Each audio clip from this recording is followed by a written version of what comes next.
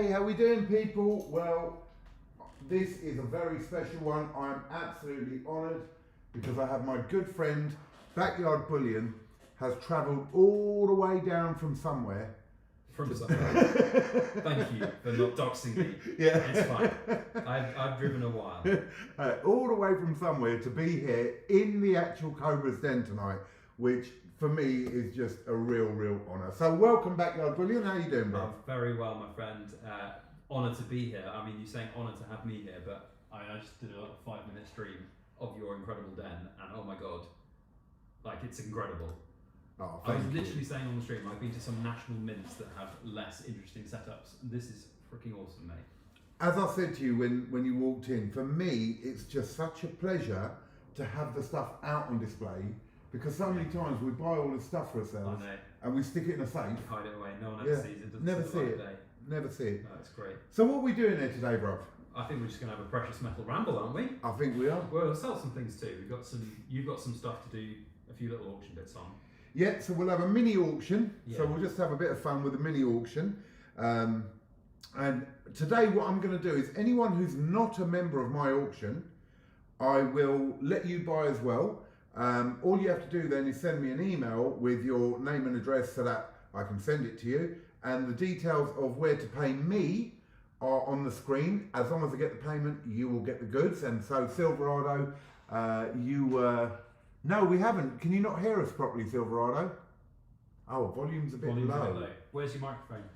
It'll be up here. Up there. Right. I'll come over a little bit and then maybe you can hear me a bit better. Is that better now? Can you hear Backyard Bullion better? Give it a test, bruv. We'll see. Right. Okay, so we'll try and speak a bit louder for you. So yeah, anyone who wants to buy today who is not a member of my auctions can, as long as you send the money to COBRASTACKER Limited, and I'll tell you how much it is at the end. Then that's all good. So it's open to everyone. Silverado, I will put up the thing. And then as you can see on Backyard Bullion's screen, we have 10 of the Cobra, well, you can tell them what it is. Well, they're Cobra rounds. I've poured 10 of these beautiful Cobras, although there is one already that has been sold on our website before the stream even went live. So there are currently 9 available. They are numbered 1 to 9, and they have the date of today's stream, BYB and Cobra. They vary in weights a little bit, but all around the 3.5 ounce mark-ish. So yeah, they're available on our website, which is backyardbullion.com. I'm sure you guys can work that one out. It's not hard. You can go find it, and they're there. And if you want to buy them, it supports obviously what we do, and they are lovely little pieces.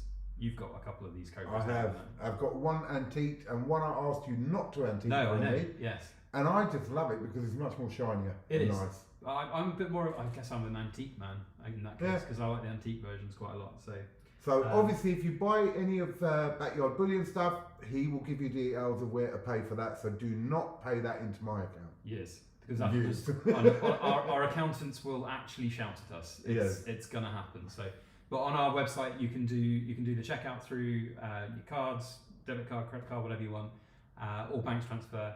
So you can go place the order on there, and you can secure your Cobra round now.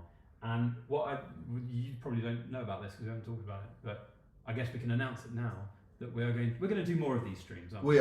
We are. Not 100%. necessarily me driving all this long way from an undisclosed location, but we're going to do some of the live pouring streams. Yeah, well, I know the guys love that, and I love that. I love watching it when you're pouring it and all that lot. So yeah, we'll do more lives with the live pouring, definitely at some point. And also, I think the guys should give us some suggestions. I don't know how it works with the live pourings, but let's say they want. We can take orders on the day. There is only a certain amount that I can pour because of time constraints and the furnace and everything. But in theory, we can. What we might do is when we work out when it's going to be, we'll send out some newsletters and things on the Telegram group, and then if anyone wants to pre-order something, we can get a few pre-orders in, and then on the night we'll reserve some spots for people, and then we can pour live, and people can be like, if they want that, they can have it. Sounds good. So welcome to Silverado, BBA, Nova, Baron Vamsky, Kilroy, Papa, a load of my people, if I haven't said your name, Sound Money, Alfarius, Jerry, everyone, welcome. Nerd UK was the first one in. The first thing, bruv, what the hell is going on with the price of gold and silver? No idea. I guess it means the world's burning, because that's what it feels like. I mean, I've been on this roller coaster since £900 an ounce, so it's crazy, isn't it? And what year was that? £900 That was an ounce. 2016. And now we're at 2,700 roughly, Well, which is yeah. 3 times the amount, literally. Yeah, 3x in like 9 years. And really, in the last year and a half is where the big jump has come. Well, Yeah. one of the big jumps. Well, I mean, it's just steadily kept on going, hasn't it? I mean, it's had a few peaks and troughs, but it has like catapulted in this last year. Yeah, I think when you look at the charts, it's like near 40% in a year, yeah. which, like by any measure of any investment, if you're making 8% a year on like the S&P 500, then you're doing well. So to get 40% in 1 year. Well, we've always said, or not we, but on average, I've always felt we'd gold about 10% a year. Yeah. That's So what 40% in 1 year is massive. Oh, it's ridiculous. Yeah. So crazy. So what for this stream tonight, what we were saying, Cobra, for all you wonderful people in the chat, is if you've got something to ask us, just ask us a question. Because whilst we're going to do a few little auction bits in here, ultimately this is just us hanging out. It's two middle-aged men with shiny things talking about shiny things. So Are you talking about my bald head? well, I'm faceless for a reason. I don't have very much hair either. So. Silverado says, I've watched Backyard Bullion ages ago as my first UK Stackers channel. Started from Silver Dragons in the USA and International Stacker like 7 years ago. Bro, you're not the only one. I also started my journey bloody watching Backyard Bullion. You say bloody? No. But how many people have said that to you, bro? I've lost count. Yeah. I mean, when I went to Berlin last year, there must have been, I don't know, 30 people that came up to me and said, it's your fault, I have no money left. Yeah, So I feel a bit guilty, but then when gold goes up 40% in a year, I also feel not that guilty. Well, look, I mean, you're a major influence on people, and you do a load of videos about so many different subjects. I was only literally before you came down here watching one of yours about, about taxes on inheritance gold. So if you pass your gold down to your kids and all that lot, what they'll pay if they took it to an auction. Yeah. So there's a load of information there, which is absolutely brilliant.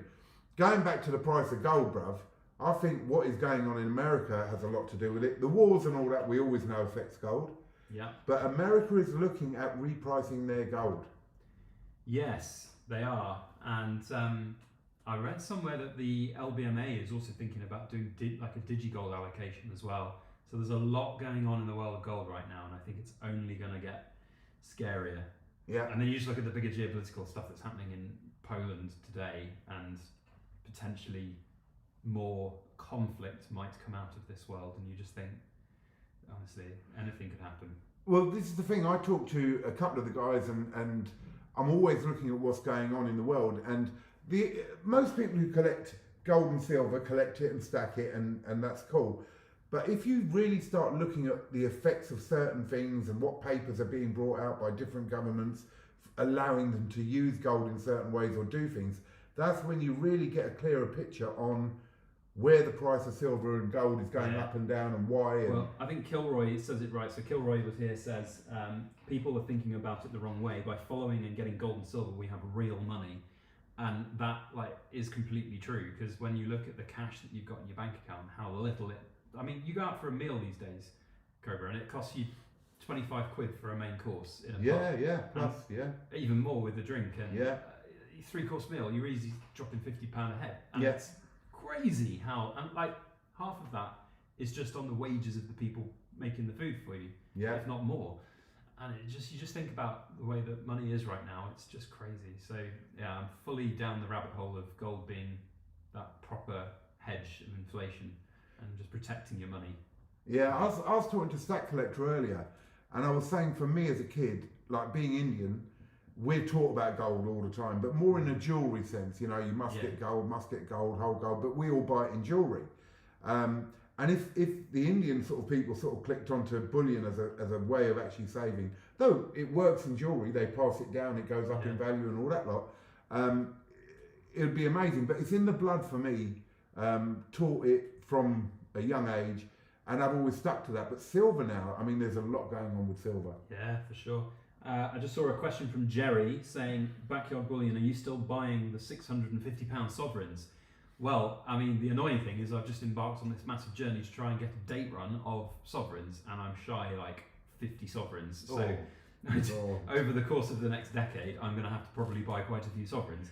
And with the price going up. But the thing is, the price has always gone up. Like this, like I've been buying gold for 9 years, and the price has always gone up. So like, if, you know, with hindsight being a wonderful thing, I should have just bought all my gold 9 years ago. I see some of the stickers on the capsules of your gold, and I'm like, what? Yeah. You paid that? I know. It's like, oh mate. But we were talking even my collection of the Queen's Beasts. A lot of them I picked up at 1,600 an ounce, roughly 1,700 an ounce, and look at it now, 2,700 just at spot. You're probably up 35-40% on just spot price, not even counting the premiums on top of those coins. Like, it's crazy. AB turned around and said, "Do you think silver will potentially surpass platinum?" Me personally, no. Surpass platinum? No, no, I don't think so. No, that's just. The difference is, so this is the thing that I always say to people, silver is not a rare metal, it's just rarer than a lot of other metals. There is a lot of silver in the world, and there's still a lot of silver to come out of the ground. Platinum is a very rare metal. Like, that is a hard metal to get out of the ground, to process. It's always going to have some value. Will it ever be like above gold again? I don't know. Probably not, because gold now is this like big international monetary thing that is this safe haven asset for the big players of the world. Platinum's just an industrial jewelry style metal, and it's not even industrial anymore because of the changes of use in. And I don't see the point of the jewelry side of it because it looks like silver anyway. I know. So I've got a platinum wedding ring, and I looked up the other day what I paid for my platinum wedding ring. Right, when brand new for our wedding, I spent £980 on this platinum wedding ring. At the time, the spot on it was about 100 quid. Isn't that mental? Wow. And then now the spot on it's probably closer to 300 quid, but still, it's absolutely crazy. Like, platinum is just not an investment. Yeah, I mean, some people say to me, look, are you going to sell any platinum in the auctions? And it's me, because I know there are some people who like platinum, but me personally, I don't know, it doesn't do anything for me. Welcome to 365 Days of Silver, McDonald Bullion. 365's in the chat. Side of Sound Man. And Sai. Yeah, lovely. And Silver Stag Stacker. And a huge thank you to Daniel, who has just purchased one of the BYB Cobra rounds. He's bought number 1 of 10. So I don't know which one that is. I didn't put them up in number order. That's going to annoy me and everyone else in the chat, isn't it? So that's amazing. So thank Who you was that? Daniel. I'm not going to give his full name. Yeah. Because I think that would be a little bit on the nose. Is that number 1? My eyesight is going, you know. It's awful. Don't mind old. Yeah. I bet you the bloody last one I pick is number 1, isn't it? This is ridiculous. There we go, number 1. So lovely rippled. Is that on the camera? There we go. Get it in the right lighting. Lovely ripples. It's what I do best. They're really nice. And that's I appreciate Daniel getting that because it's just a nice memory for us, as in of this live as well. Yeah. And it supports you in what you do, which is absolutely brilliant. So that's amazing. Will's Coins is in the house. Has your views on silver as an investment changed since the recent price? Do you want to go first on that one, and then I'll tell you what I think? Sure. Have my views on silver changed? I still think silver is a metal that you have to work for to get a return equivalent to what you're going to get with gold, because you're often going to be buying a little bit above, well, a bit more than gold above spot price in a percentage term, and then when you sell it, you've got to work for it to get that return, haven't you? Otherwise, you're just going to get rinsed by, you know, spot price returns at a bullion dealer. So if you take the time to sell it properly, yeah, it's really good. The fact that silver's gone so high, I don't know, does it make it more attractive? Maybe, but also, I don't know if a lot of people are buying a lot of silver right now. So my views on it are, look, silver, people fear buying silver more than they do gold because gold is a lot more stable and we see it steadily rise up in price. It has its little dips, but it steadily rises up. Silver, people are a bit more nervous about because of what happened in 2011 as well. Yeah. So it raised massively and then there was a massive crash on it and a lot of people lost money. And so at the moment it's going up and up and up. And people are nervous at the moment. So they've got to see it settle, and is it going to stay at this price or is it going to drop? Now, me personally, I think there's a lot going on. I was listening the other day about Russia and Saudi Arabia have now included silver as an asset for the government, Okay. which is their central banks are buying silver in large quantities. Yeah. And the other nations like India and China and all that are also going to start doing the same. Yeah, for sure. So because the price of gold is so high, a lot of them are investing in a load of silver. And that could push prices up as well. Industrial wise, we know with solar panels, electric cars and so many other innovations, we're using more silver as well. And silver, the majority of silver is a byproduct of mining for gold. Yeah, and other metals. And other metals. So this is the crazy thing. So in fact, I was telling you the story about the supplier of my silver back in the day, before Brexit. It was a mining organisation in Eastern Europe, and it was a copper mine. So the silver that they brought out of the ground was about 40,000 ounces a year. So not a lot at all, but it was basically just waste. Literally, they did not attribute any value to that because they were like, well, it's just such a little quantity and it's so invaluable in comparison to the millions of pounds worth of copper that they're bringing out of the ground. And so they just sent it off to be refined and then sold, and it was like pennies on the dollar of what they were making. So a lot of the time you'll find that it's just not even, they don't care, these mining companies, because they're making more money on other things. But as the price goes up, then maybe that will change. I still grab a bit of silver. Like gold has always been my thing. Everyone who watches me knows gold's my thing. But I will always keep buying silver to a smaller degree, but I will keep buying it because it has potential. And I love silver anyway. For sure. So it's a bit of both. I think that if somebody gave me the opportunity to buy 100 ounces of spot price silver or 1 ounce of spot price gold right now, I'd buy 100 ounces of spot price silver. Yes, I agree. In fact, that's a really funny thing because it was Stack Collector I was talking to earlier, and he said, oh, they had done a little thing, I think maybe on his channel or in some chat, saying, if you had £1,000 now, would you buy gold or silver? And I said silver. Assuming it was spot price. Yes, yeah. Oh, well, spot price I mean, or not. it depends because like, you're a collector aficionado, so you know more about this than other people, and it's like sometimes I see the stuff that you buy and you unbox, and I'm like, you must have cojones the size of bloody bowling balls because I mean, collectibles are always a risk, aren't they? So yeah, they are. But look, there's two things. Scared money don't make money, right? No, you're not wrong. And secondly, on average, look, we all know you could buy a collectible for let's say £200, and then when you try and sell it, you can't pull more than £180 back. So you could lose. There's no doubt about it. I'll never say any different. But I think if you're a bit picky on your collectibles, like mintage figures, what the actual collectible is it something which is like Marvel, Star Wars, really popular worldwide, or is it just a model of something? You know, there are certain things you look at which can help you in making sure you hold that premium. 365's just done a thing. He's pressed the button. What's this? What's this button do? You'd have thought 365 would know all the buttons on YouTube by now. Bro, thank you very much. I really appreciate that. I really do.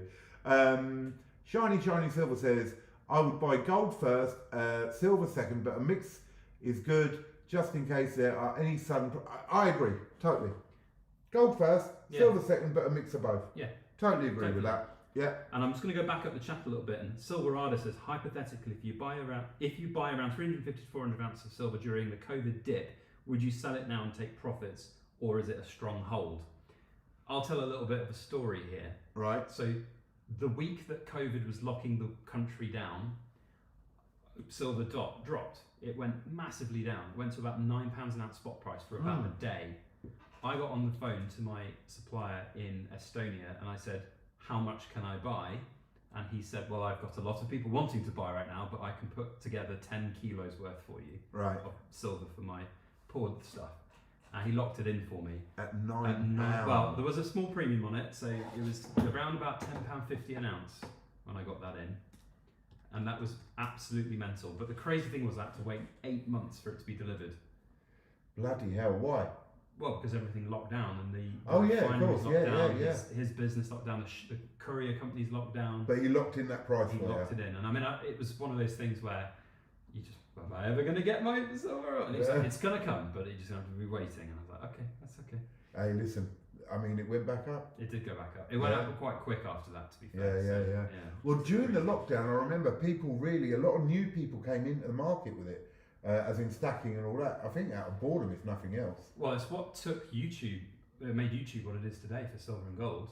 Really? I think so. Like, there was like a watershed moment pre-COVID where there were some YouTube channels and there were quite a few people doing stuff, but then COVID hit and there was everyone at home, locked down in their house, bored, and so they just started a YouTube channel because they had the time to do it, they had the volition to do it. They watched mine and other people's videos and they thought, I'll give it a go. And the amount of new channels that started in 2020 to 2022. Well, I was about 22, Yeah. Yeah. I mean, and now we see this huge, amazing ecosystem of really cool channels that's growing.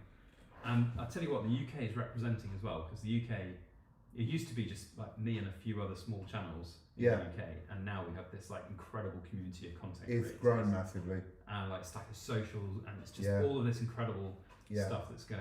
I've talked to 365 Stack Collector and all that about this a few times. In that period which you're talking about YouTube growing, that's when myself, Stack Collector, CPM, 365, we all sort of came in, and we worked so closely together to try and build something. And I think it's worked really well. We have some amazing people in the community now, and it's growing constantly, and we have amazing creators. Some of the stuff I see, I think, go on. Yeah. Nice. It's pretty cool, and the horrible thing is it's really difficult to keep up with them all. You can't, and I hate it because the vast majority of people will at some point absorb some of my content, but I can't. You can't. Everyone else's. We used to watch each other's stuff. Yeah. Always. There was about 6 of us, and we used to watch each other's videos. And it got to a stage where I started saying to Stack Collector and a few others, I ain't got time. Yeah. I ain't got time. No. And it's no disrespect to anyone, but you have life and everything else, and now there's so many of them. Well, I said it to you. Yeah. Bro, did you see my video on such and such? No. Cobra, how do you think I have time? Yeah. I get it. It's crazy. I get it. Abs has asked, do you think the price of gold and silver, with the price of gold and silver now, is it worth stacking 1 gram bars and quarter solid? Now we said we were going to chat about this. Yes. Which is why I put the display out. You've got a bunch of fractionals out. Why don't I move back a little bit and you can get... Well, Abs, I mean, from what you are asking, this is exactly why I put out this display here. Because I used to, and Backyard Bullion knows this, because I used to buy quite a few through him with his buyers club. 1 ounce gold was my thing. I would buy 1 ounce gold. And if you watch some of my previous videos, I used to say in them, don't really like fractional. And it was that same rhetoric of, it costs more if you get it fractional compared to if you buy an ounce because of the production costs and all that. But now, with the price of it, you can't get a 1 ounce gold for less than 2,700. You'll probably pay spot for them. 100%. But now, you've got the 5 gram, which like Backyard Bullion's holding up now. That's a pamp. I've turned into your glamorous assistant. It's great. Right? And people can more so afford our Silverado. Thank you very much. Thank you. Good man, Silverado. They can more so afford the 5 grams, the 1 grams. And yes, gold is gold, Abs. I definitely would buy 1 grammers. There's a beautiful Pamp 5 grammer. Now remember guys, Pamp is a premium bit of gold. You can buy cheaper with metal ore and things like that if you're just looking for the gold content. So remember that. You will pay a bit more for the Pamp stuff because they're low mintage and I think the difference is what you want to achieve with your stacking journey really, isn't it? Because if you're just in this for like 30 years time, buy an ounce of gold, stick it in a drawer and forget about it and sell it in 30 years time, then it doesn't matter what you buy. You can buy the cheapest gold, you can buy an ounce of gold, sure. But if you haven't got the money to buy that ounce of gold and you need to buy some fractional stuff, then have a think about how you're going to get out of it if you need to. It's like if you buy all this stuff and if you buy 31 1 gram bars, you will pay more than you would by buying a 31 gram 1 ounce coin. Yeah. If then you need to sell it quickly, if you take it to a dealer, you're probably going to be underwater. But with a 1 ounce gold coin, you're not going to be. So just have a think about what like that long-term finances are going to be. Like always have that emergency fund of money put aside. Don't worry about gold cashing out of your gold. Buy it, forget about it. That's the best thing to do with gold. I agree. I do remember watching some of your videos and you were talking about exit strategies, and that made me think a lot about exit strategies, and you should have a plan.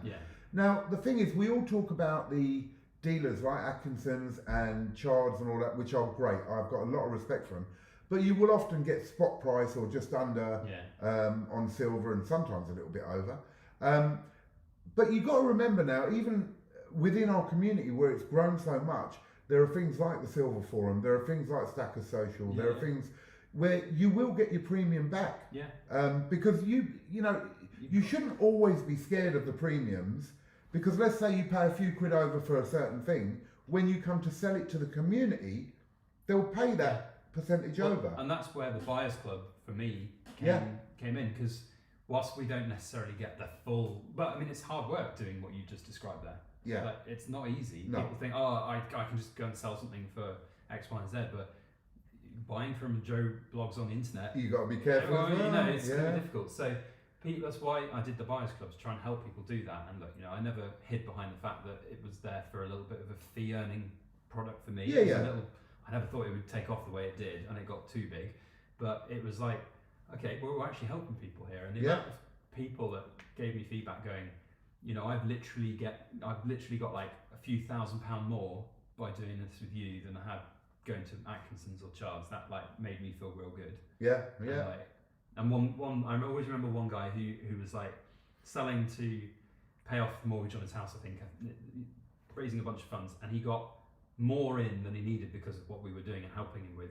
That the extra grand that he put aside, he said he's going to treat his kids to a holiday in Disneyland Paris, and I was like, well, that's just nice. My heart's like melting here. That's amazing. Yeah. Like, how cool is that we've helped a guy pay off his mortgage, and then he's got more than he thought he was going to get, and now he can make a memory with his family. That's pretty amazing, isn't it? Massive thank you, Alfarius. I really appreciate these little gifts. 1 gram pamp for the win. 1 gram pamps. They are pretty cool, aren't they? They are lovely. They are. I mean, You've got the 1 gram pamps. You've got some 5 grammers out. Yeah, I've got some more down there. Oh, There's some 1 grammers down there. The Cobra's den. There's like gold and silver everywhere. It's great. But yeah, look, guys, I highly recommend if you're looking to get in a bit of gold and all that lot. Sorry, Euro, no mic. It's our fault. We should have brought one. But anyway, I hope you can hear us. We're trying our best. Definitely, even picking up a 1 gram gold and all that is still buying gold, and it has that value. You're not going to lose that value in it. Steve Davis is in the house. He's reminding us, brother, 141 more sleeps until the World Money Fair. He does that every week in the auction. He tells me how many sleeps are left. Fantastic. So that's cool. Abs, I remember I picked up a 5 gram pamp Lunar gold bar, Year of the Rabbit and Year of the Dragon for 310. Looking back now, I wish yeah, we all do that. I wish I'd picked up more. Yeah, 5 grammers going anywhere from 475 up to 520 on pamp. Yes. Depending on what they are. So yeah, absolutely amazing. Sandy, how you doing? He says we should all do a tally of how many videos hours we have released as a community. My God. Well, when I hit 75,000, I did a tot up, and it's over 114 years of watch hours that I've collectively wasted of human existence, which is pretty crazy, really. Hell. You put people in a room, it would take 114 years of their lives to watch all my stuff. Now here, Edward's asked something which is close to my heart in a way. Cobra, what about high premium stuff like 1 ounce silver, over £100 premium? What's your thought? Look, Edward, collectibles I love. I buy a lot, all right? I absolutely love collectibles, but there's 2 things that I say with it. 1, make sure financially you can afford to do it, because you're not buying the silver content. You're buying the artwork that goes into them, the production. It takes over a year to even come up with designs. And I love them. And if you pick the right stuff, it will hold its premium. Now, the reverse is also true. There are collectibles you'll buy, and you'll find that later on, a year down the line, you may not be able to sell it for as much. But I think if you pick the right stuff, and I always say if it's popular around the world, Marvel, Star Wars, Star Trek, anything which is popular around the world, in general, it will hold its value. But you've got to do it out of the love of your heart that you really love the piece. It's not a thing which I would say, if you want to invest in silver, buy collectibles. I'd say if you want to invest in silver and have premium, beautiful, collectible stuff, I would do it all day long, right? But I always warn people, 1, pay your bills first. Make sure you can afford to pay your bills and you have the spare money to do it. And then by all means, if you've got that money spare and you want something beautiful, go for a collectible. Look at the mintages, look at the mint. So it's important it comes from a reputable mint. It's important the mintage is not too low, as well as still there, because if it's too low, it's not even known. If it's too low, it's proper difficult. I've got some of the Rwandan 1 ounce gold nautical coins, and there's only 100 of them each. Yeah. And no one has sold them for like years. So how do you do a representative asking price? It's not possible. So mintage, you don't want it too high, but you don't want it too low either, right? So that's important. And is the piece, if it attracts you, will it attract other people? And so there's different, but Edward, on a personal note, I love collectibles, and yes, I would buy them, but that is a personal note on that one, right? So it's very important, I think. For sure. No, I completely agree. I just saw that Steve Davis put in the chat that he wanted number 1 of the silver rounds. I'm very sorry, Steve, but number 1 has already been sold and taken by somebody on our website, but the others are still available. And I would personally recommend number 4 because there's this huge like air pocket that happens when I was pouring it, and it looks like a meteor has hit the silver. It's proper cool. And so I didn't scrap it because the ripples are bloody gorgeous on it. So I'd highly recommend number 4. But all of these are up on our website. I've just put a link in the chat to it, so you can go over and check them out there and see all of the high quality photos. So let's do this just for a bit of fun. Let's pick something, and we'll do. This is a mini auction, and everyone is allowed to join in, even if you're not a member of COBRASTACKER's auctions. And the way we'll do it, we'll put this coin up here. There we go. Watching you work. You've done this before, haven't you? Once or twice, not many times, bro. Do you know what I mean? Just to watch you work, my friend. So here we have the monkey, St. Helena's monkey, and we're going to start. And as I say, this is a fun auction, but it still means if you do bid, you are paying for it. The account number's on the bottom there. Don't pay till the end. I'll make notes, and then if you bought a few things, we'll add them up. If you're a member, you can have it boxed. Yeah. If you're not a member, I'll then make myself useful and be a glamorous thank assistant. you, bro. If you're not a member, then we'll work out the postage and send it out. And we're going to start the bidding on this at £1 because this is a fun auction. Take care of me. Don't let it go under spot. All right, £1 on this beautiful silver St. Helena's monkey. It is pretty cool, I have to say. Not one that I've seen, and the St. Helena stuff is always really good. Really nice. I remember when they did a bunch of the spade guineas, I think it was a while ago, and they are really cool. Yeah. And there's good old King Charles on the back. Fantastic piece. So get those. So where are we? Where are we at the moment? We're at £10 to Papa at the moment. £10 to Papa. I mean, that's just a bargain. 20 to Barry Wiggins. So as I say, this is a fun auction. Don't forget, for those of you who haven't seen me before, every Friday we do a proper auction, 7:30 on my channel, and that's when we sell loads of stuff. And I will take care of Silverado a bit later with the Batman comic thing. The Batman. Yeah, we're at 32 to Sound Money, so we've just broken over spot. Sound Money's at 32. We do need a bit more than that, but as I say, it's a fun auction. 33. Got a few coming. Magsy won a silver coin off me today. Did he? She. It's funny, you just never know. Do you? No, Okay. I put up on my Telegram group, the first person to show their membership card next to a pack of gluten-free biscuits wins. A pack of gluten-free biscuits? Yep, they have to carry their card with them at all times. And if I suddenly put it up there, the first person who does it, and she won an ounce of silver. Well, she's not going to win this one because shiny silver has just outbid her with 36. Shiny's at 36. Backyard Bullion, bone to pick. Your latest video, Inheritance, you showed a coin that looked like a 1 ounce size. What was it? Suspect you're going to cost me more money. You probably be a bit more specific than that, my friend. I bet you it's a Peru coin. I was going to say, is it the Peruvian I bet you coin? it was a Peru coin because I looked at that and I was like, ooh. I think it's just under an ounce, but I could be wrong. Right, Shiny's at 36. We're going to do a 30-second countdown.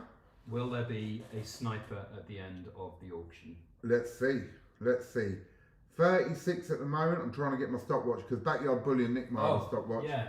No, it's alright. I've got this here. It's alright, brother. There we go.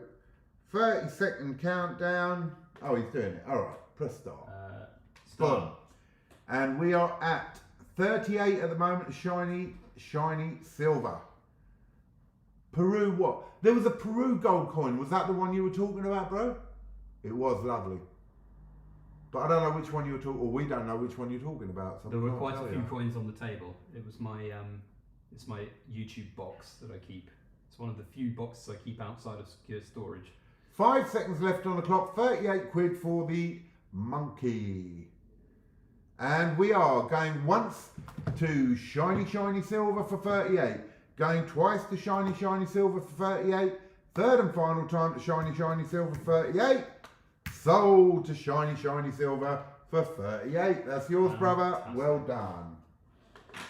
Rory's said the wifey says hi, and for those in the chat, that's not some kind of dodgy thing that's going on there. Mrs. Backyard Bullion is very happy. Thank you very much. But when we made the last stream, we did some pouring on the stream, and I made some Cobra rounds, and Rory bought one of them, and then asked for it to be customised with his wife's name, and I spelled it wrong. Oh. Yes.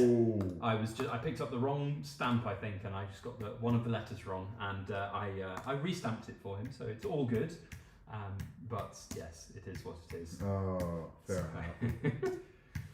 So, yeah, so we've, I don't know, yeah, so collectibles we had with Edward, that was a good question, brother. As I say, any questions for me or Backyard Bullion, whack them up there and we'll chat about it. Meanwhile, another fractional, bruv, are the Yes. Goldbacks, when we were Yes. talking about fractionals. I do love a good gold. So I've got the Goldbacks there in the background. The New Oklahoma ones. These are the Oklahoma. What do you think about Goldbacks? Let's hear your opinions first. Well, they're firmly set within the collectible market, aren't they? Realistically, they're not investments in the metal, but they are very pretty as well. So, if I'm being completely honest, if you're going to buy them as an investment, be very prepared to, as we said, with all premium stuff and collectibles, work for the return. They are super cool as a collectible though, and they're growing in their collectability. So, They really are, yeah. So Yeah. I would say they are very cool and one to look out for, and certainly a great thing to collect. But forewarned is forearmed on the premiums is all I Yeah. would say. Well, I love them, and in America you can use them as currency in the states that they're made from, Yes. and they basically get retailers on board, and the retailers work with Goldback and accept certain conditions, and they will accept them. Yeah. Over here, obviously, we haven't got that advantage of them, No. but as a collectible, they are amazing. They tell a story. Yeah. There's a certain mintage on the Alpha Strike, so Yeah. the original ones, and they become very collectible. No, I agree, and they are just so beautiful. Like there is no doubting their beauty. Yeah, They're really good. but I think you're spot on. These are high premium, doubled what you'd pay for gold spot. Yeah. So as an investment, no. As a collectible, yes, 100%. And remember, they do go up with the price of gold as well. So Yeah. you're holding there a 1/10. Yeah. 1/10. So literally the same as that. You know what I mean? The same as a 1/10 Phoenix coin there. So I absolutely love them.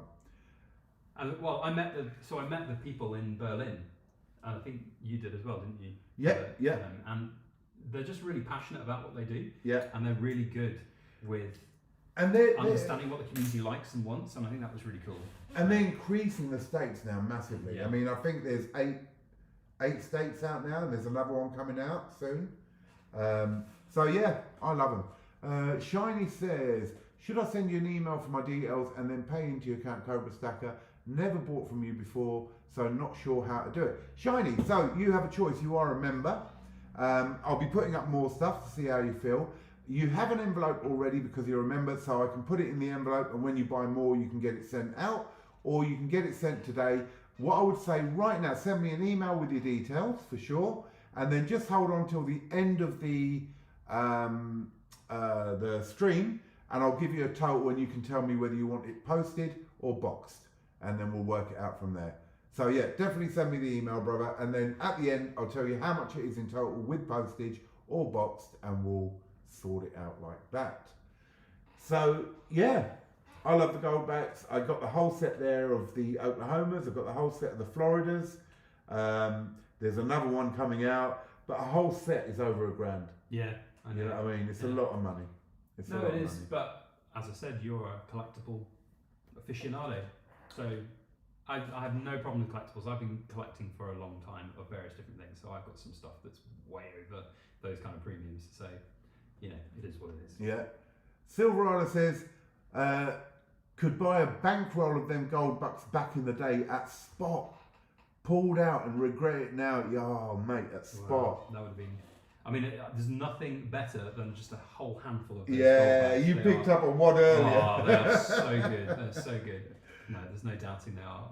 I think they're going to grow in popularity as 100%. they become more accessible. So 100%. I saw a video of someone buying a pizza with them. Yes, I saw that a while back. And you remember how Bitcoin started? Somebody bought a pizza with it. So one day it could be. Yeah. Maybe be the new Bitcoin, but you know what I mean. Like it will become a little bit more mainstream, a little bit more commonplace.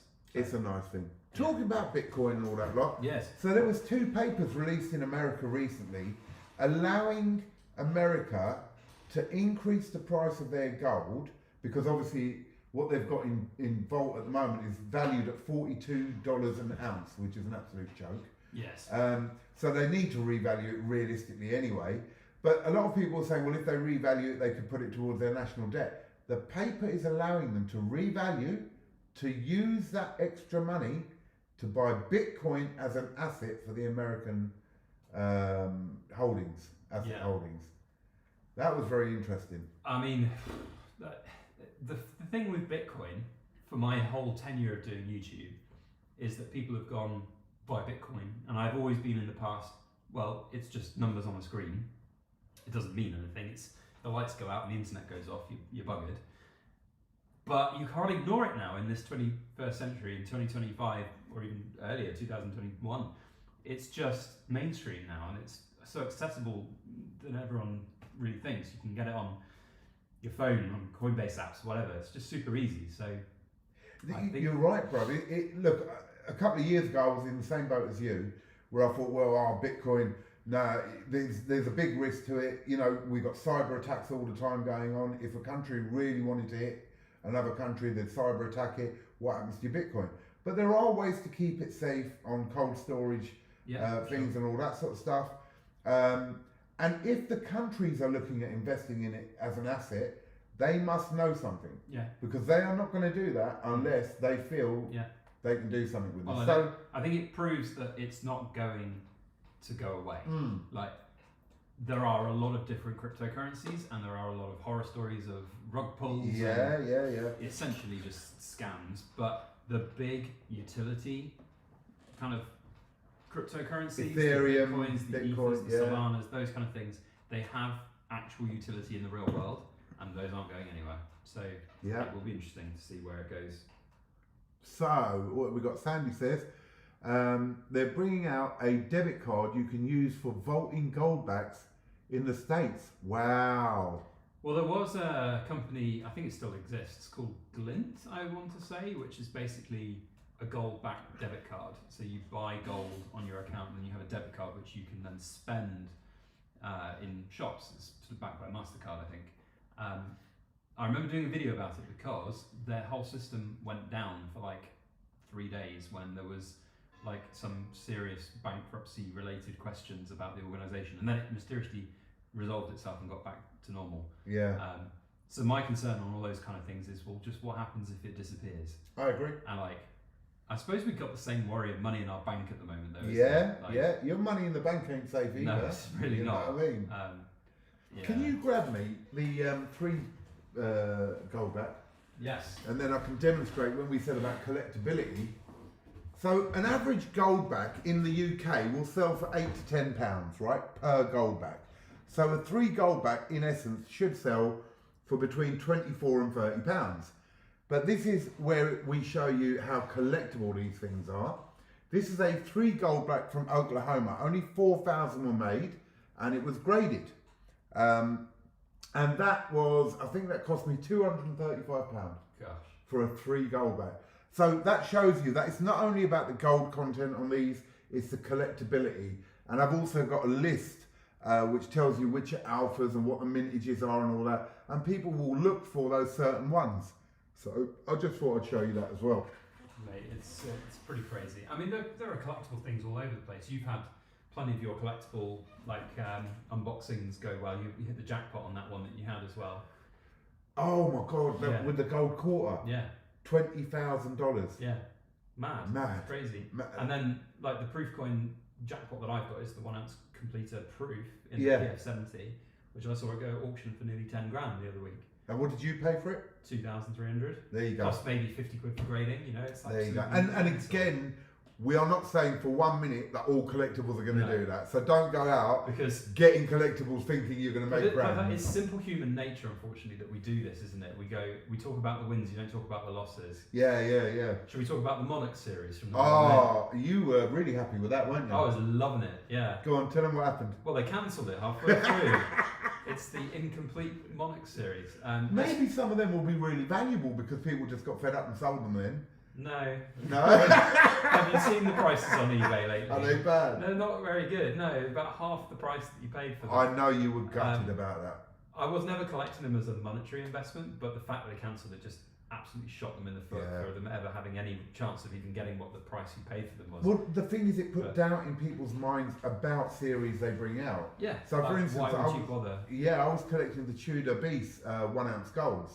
Yeah. And halfway through, I decided I wasn't going to do it anymore. Well, 2 reasons. One was because price of gold was increasing so much, and I was like, by the time we get to the last one, I'm going to be paying 3.5 grand an ounce. Yeah. Oh, you're lucky if you were doing that now. Maybe, There's like yeah. 4 grand an ounce for a 1 ounce gold proof at the moment, I think. But these weren't proof. These were Oh, I see, brilliant. yeah, Yeah.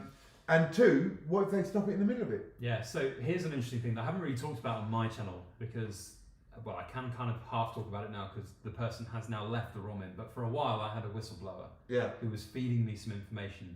Now, it's all unconfirmed. Right. I have to say that right now. It's all unconfirmed information.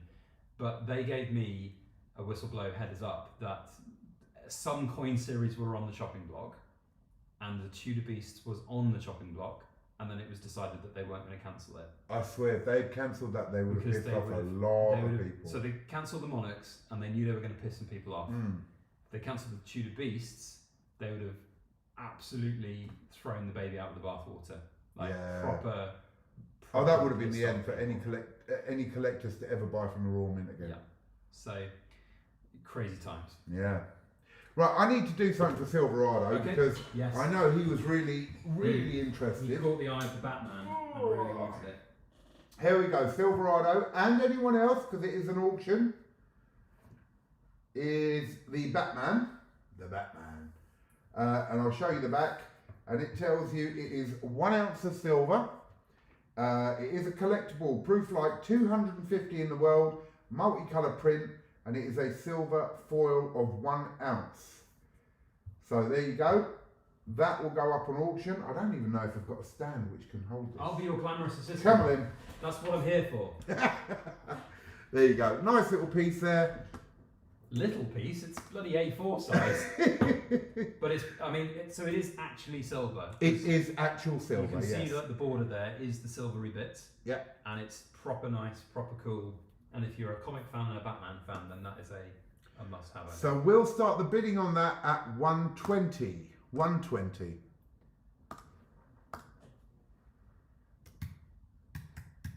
$250 mintage. Is proper cool. I'm always envious of Empire's like collectible comic book. I know arrays he's the got some background. nice stuff in him. Man, it's so cool. Yeah.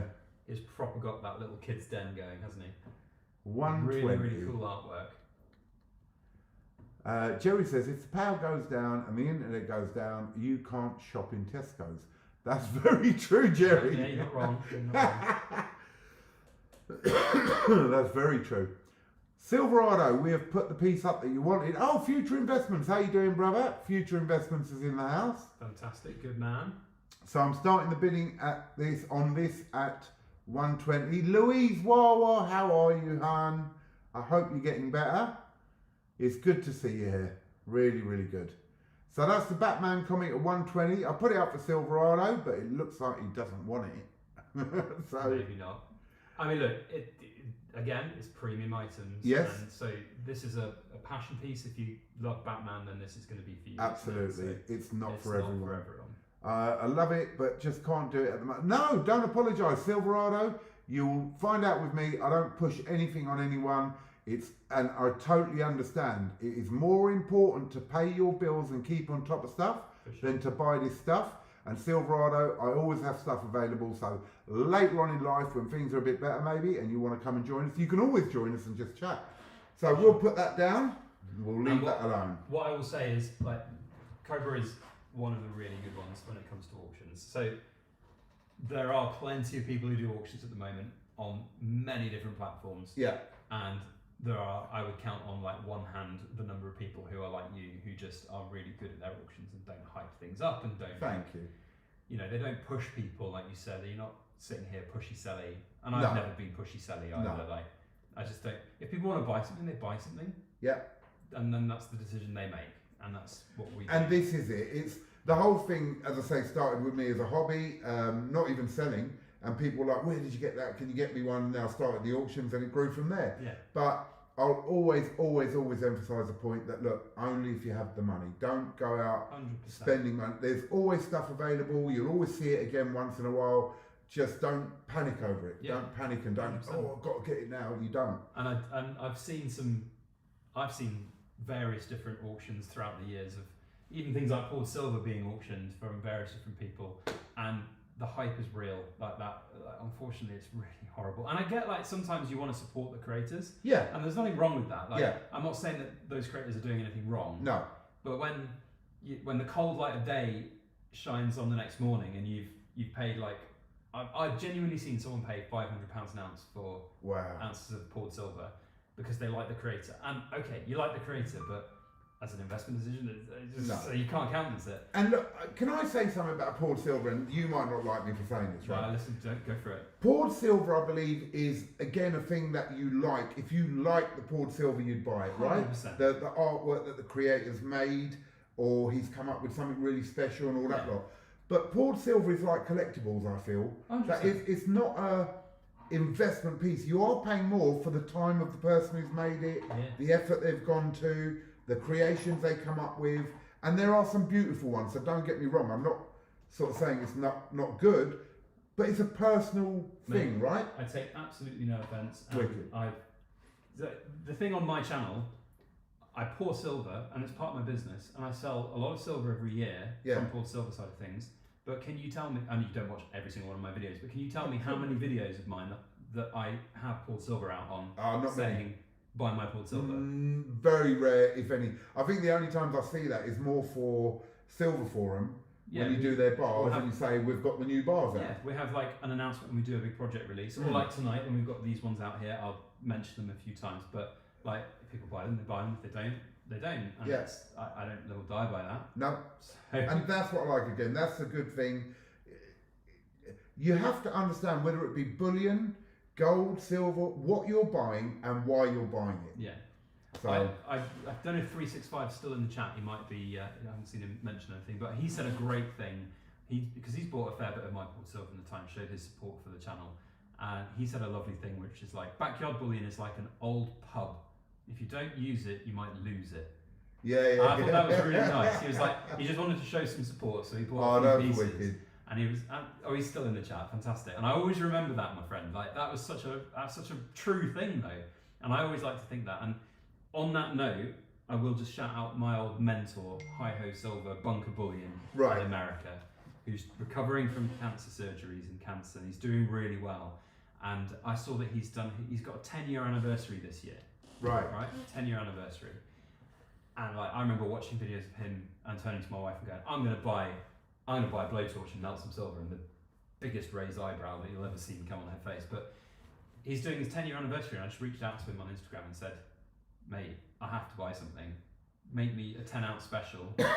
And like, I sent the Fry from what's it called, Futurama. Take my money. Oh yeah. Just take my money, because it doesn't matter what it is. Like, for those kind of things, it's just about support. It's about sentimentality. It's about showing solidarity with people that you're passionate about and I'm passionate. And absolutely. And I've bought bits from you, and it is either because I really like the piece or to support you. Yeah. Do you know what I mean? So poured silver again. I put that in the league of collectibles. Understand what you're paying for. Understand the work that goes into it, and then if you can afford it and you like it, grab it. 100%. Yeah. Silverado says, I will subscribe to the channel and get back to you. Maybe we can do a trade for something, some silver bullion if you're interested. All right, Silverado, listen, I'm always open to chat and make new friends and yeah, support everyone. So it's all good. So 365, there you go. 365 says he loves poured silver. Well, we know because he's got a huge collection. Yeah. That he keeps showing on his channel. It's very, very cool.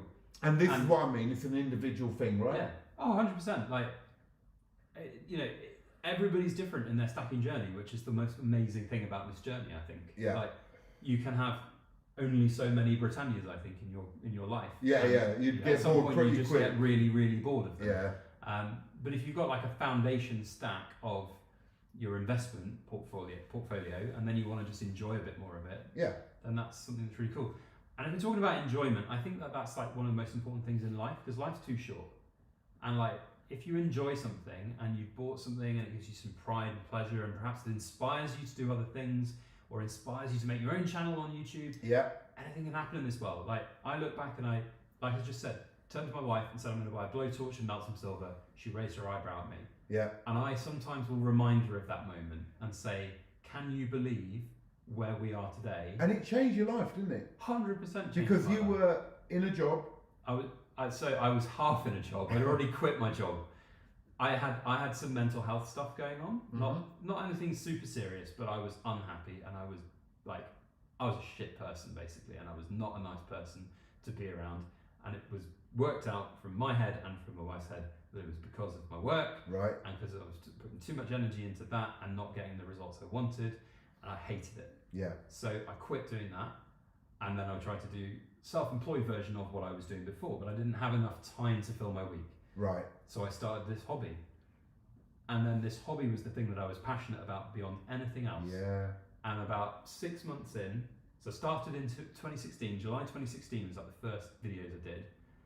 And by January, I remember we were walking around London, we'd just been to a New Year's party, we were walking home at 2 in the morning, and she turned to me and said, you're not doing a great deal of your self-employed work at the moment, is there something you want to tell me?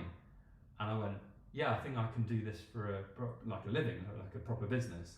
And she said, okay, write me a business plan then, and she'll front me an investment. So she made me do a bloody Dragon's Den pitch for her the next fucking morning, hungover, and so I did. And But ain't it wicked how she supported you, eh? Yeah. And that's when you've got a good woman who will support you in your dream, and your whole family's benefited out of it. Well, it changed everything, changed my whole life. Like, and it's not even about making money, because there's no doubt you can make more money in a proper job somewhere. It wasn't about that. You know, it's like that old adage: if you show a man, what was it? If you give a man a fish, he eats for a day. If you teach a man to fish, he eats for the rest of his life. Yeah. And for me, I don't work anymore. It's not work for me. It's a passion, and I love it. And this is it. Silver and gold, in many different ways, can affect your life. Whether it be buying it and saving it, and getting the benefits out of that, or you turn it into a business, or you turn it into a trade. Look, Silverpunk's in the house. I was going to say, if he's saying poured silver is for champs, then he needs to be applauded as one of the champs. He is. I've watched a couple of his auctions that he does on Stacker Social, and he has some amazing pieces, without a doubt. Yeah, 100%. Without a doubt. Yeah, very, very good. Where are we? BBA. It's all about the love and hard work that goes into pouring silver. I love it. It's great to show people the appreciation for it. Yeah, absolutely, absolutely. So yeah, poured silver, another type of collectible that, for those of you who love it, and for those of you who want to support someone who's creating it and the work that goes into it, another really nice collectible to have. 100%. For sure. And I tell you what, shall we? I've got these listed on my website, but let's put one up for auction, and whatever it goes for, it goes for. Like, yeah. As I said, I'm not in this for making money. Okay. You know what I'm about. I want to do number 4, because number 4's got this awesome, like, meteor strike in it that happened when it was being poured. So this is number 4, and how much does that one weigh, bruv? So that one is 3.66 ounces. Yeah, 3.66. Now, what I will say is that we've got it on our website right now, and it is, what was my buy it now price? My buy it now price was 171. 171. So if the auction goes above that, then whoever gets to 171 first is the winner. Cool. Because that's not what I'm about on auctions. And what are we starting it at? Yes, 365. You can bid, bro. This is an open so day. anyone can bid on this one. Like, we're not doing. And also, if you win the auction, don't pay Cobra. Yeah. No, pay me. No. No. Because our accountants will shout at us. So 365 and anyone else watching, anything that is at auction today can be bid on by anyone. You don't have to be a member of my auctions. This is a mini fun auction type thing. So yes, anyone can bid on this stuff, on my stuff, and we'll sort it all out. This is 3.66 ounces of silver. It goes for 171, but we're going to start the bidding today at... I've started at 115. Which is bloody hell, bruv. Which is spot, basically. All right, look. Now remember the work that goes into this stuff. Remember it's supporting Backyard Bullion, who has been a major influence in a lot of our journeys. Hang on, I ain't started yet 365. Oh, well, I've started now. Barry Wiggins. Guess we're starting at 150. Yeah. Listen, it's at a buy it now price of 171 on my website. So that's Barry at the moment has it at 150. 150 for Barry. And on the back we have, it's hallmark, correct? It is hallmarked, so that guarantee of purity is always there. Yeah, hallmark, and it has the date there, the 10th of the 8th, 2025. This is number 4 of 40, Backyard Bullion. Number 4 of 10? Oh, sorry, my apologies, of 10. Right, Backyard Bullion and Cobra. So it's a little coalition. And it's got a really cool meteor strike in it, where there was like a big air pocket. So, there we go. There you go. So we're at 155 to 365. Thank you, brother, for your support as well. Really appreciate it. 365 at 155. Whenever he bids on anything, bruv, it's so awkward. Because I've got to go 365 at 155. Yeah, no, I get you. Come on, guys, let's go. 155 to 365. This is 3.66 ounces of pure silver, hallmarked, Backyard Bullion sign on it. 160, a silver stag. SD says, won't ask how Cobra made the hole. I didn't make it. This is Backyard Bullion's work. But what we're going to be doing with Cobra at some point before Christmas is we're going to do a live silver pouring party. So these ones we just thought, I mean, it would be nice to sell them, and so that's why I made them. But at some point before Christmas, so that we can have Christmas orders, we're going to do a live stream, aren't we? Yep, 100%. And then we can pour some stuff live, which is. And I bought something off you at one of your ones. I think it was a Christmas tree or something, which you could hang on the tree. Yes. Yeah. So we'll have loads of stuff like that, bloody right? pig to make though, because I want to make you make 10. I know you are. I have to drill through them at the risk of my hands. Right, let's give it. All right. Silver Stags at 160. We're starting the clock. 30 seconds. Start. No, I can't press all the buttons. I'm awful. Hang on. Stop. Okay. Right. We've got a 99-hour timer going at the moment. There we go. 30 seconds on the clock. Just about in camera. Yeah.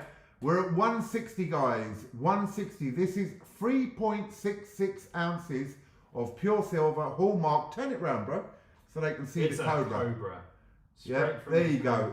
Beautiful. I like it like this. He hasn't antiqued these. I like these as their pure silver form. And it's a little memory of the coalition of Cobra Stacker and Backyard Bullion. And we're at 30 seconds, and we are going once to Silver Stag Stacker for 160. Going twice to Silver Stag Stacker for 160. Third and final time to Silver Stag Stacker for 160. Sold to Silver Stag Stacker for 160. Well done, brother. Thank you, my friend. I've just put in the chat my email. Just drop me an email and I'll send you all the payment details at some point when I have some time. But thank you very much for that. I can, if Backyard Bullion is all right with it, I can hold that hair Silver Stag and put it in your envelope if you want. Oh, good idea. Yeah. Yeah. So that's 160 Silver Stag Stacker. But please, brother, make sure that you contact Backyard Bullion. Yeah. Don't pay Cobra. And don't pay me. Don't pay me. You can if you want, bruv, but we won't tell him. Wicked. Awesome. Thank you for that, Silver Stag. Awesome. So now, yes, please. He says so. I'll put that in my box and he'll sort it out. You just tell me when he's cleared it. Cool. Now, bruv, the other thing is we buy a lot of gold and silver, and a lot of people out there buy a lot of gold and silver. And one of the things that is a problem out there is fakes. Mm, There's a lot of fakes out there. there are. How do you deal with that? It's funny because after a certain amount of time dealing with so much silver, you get really like you know when this one comes through. Like 99% of the time, I like to think I would spot it before I even test it, if it's silver anyway. Gold is a little bit more difficult, I think, because there's quite a lot of easy to fake gold at first glance. You wouldn't notice it. And they're even doing the ones in the assay. So what you see on display there, not necessarily all of these, but more so with, say, the Pamp Lady Fortuna bar and a few others, which are sort of generic sort of gold. They're doing them, and trouble is in the assay, it's a bit harder to tell. Yeah, and the problem is with gold, it's more worthwhile to try and fake it than silver. Yeah, more money in it. There's a lot more. If you can fake a 1 ounce gold bar and it costs you 10 quid to make it, you're making a lot of money. But if you're faking a silver coin and it costs you 5 quid to make it, you're not making very much money at all. So yeah, it's a difficult one. I have to say, I don't get a huge amount of fakes come through. I do get some though, like when you get somebody send in a big batch of just random eclectic stuff.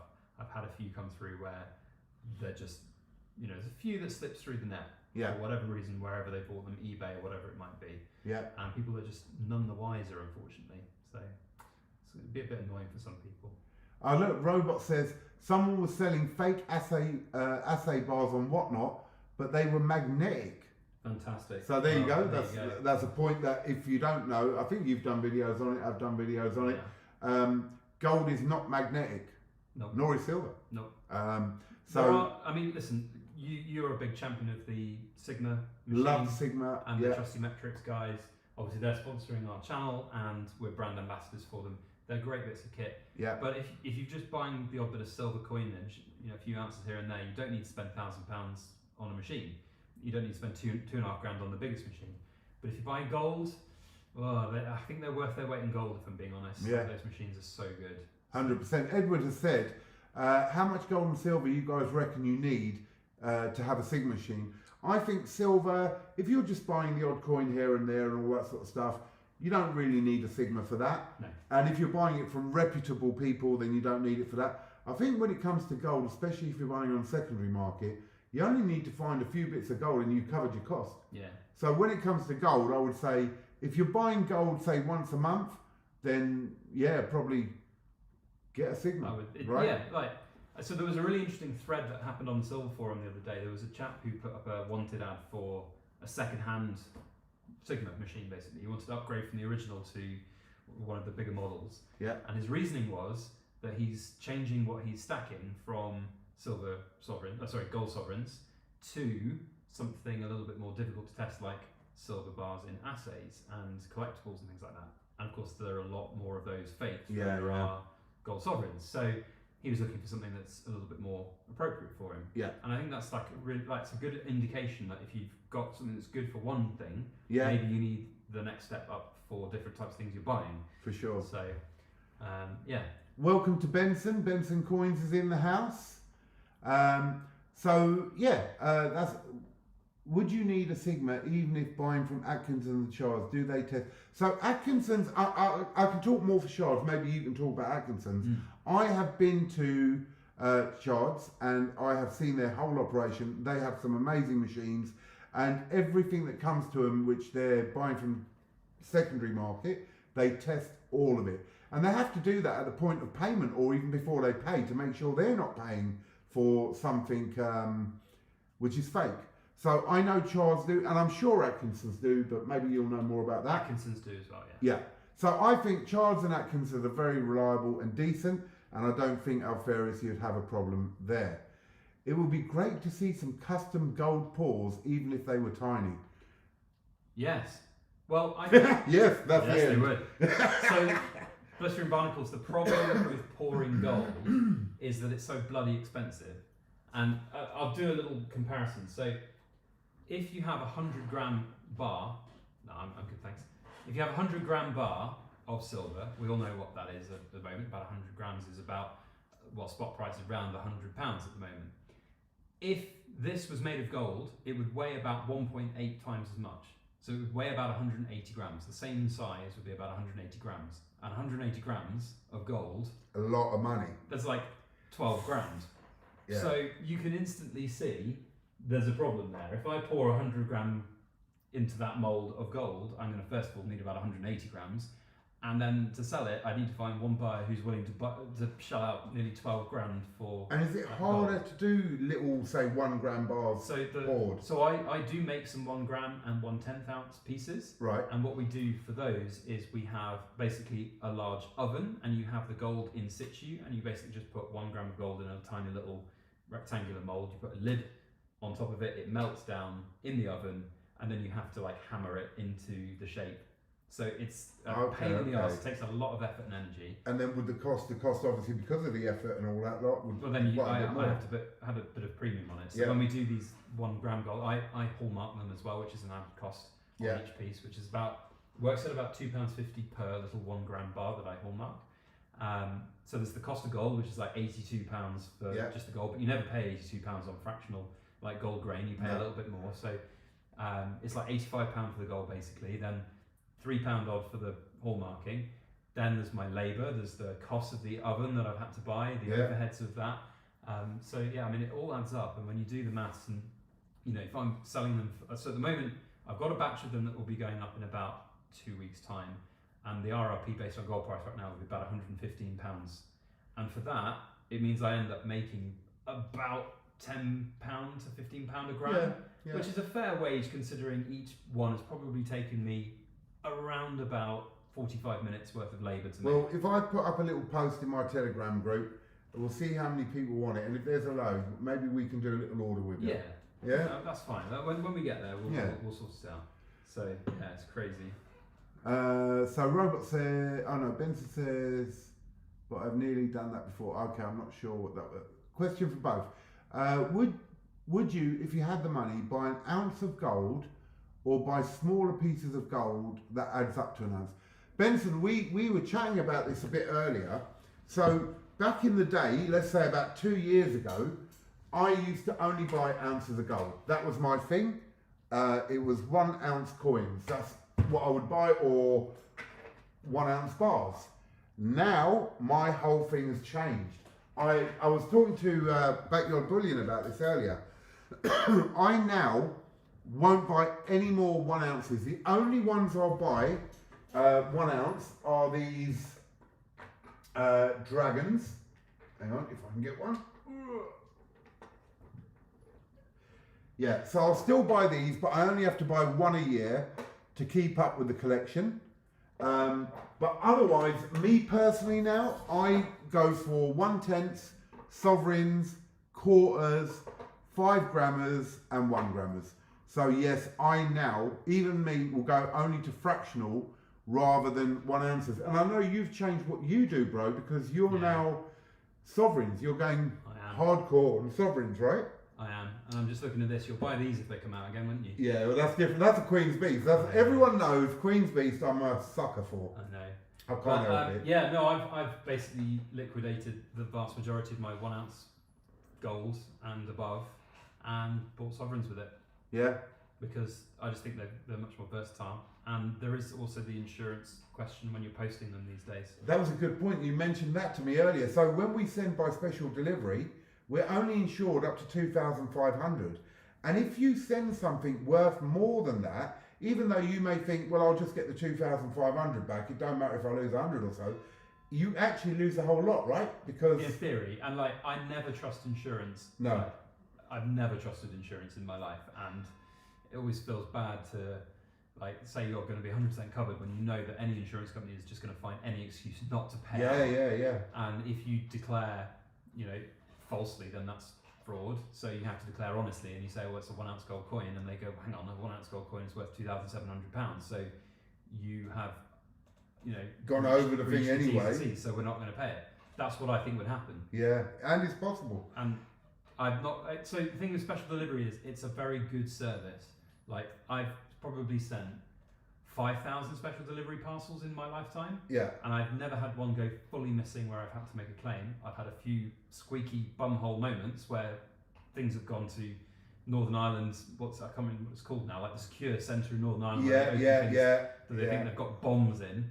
But they've never gone fully missing. In all the packages I've sent, and I've sent a lot in the last 2 years of doing my auction, I have lost one. One, okay.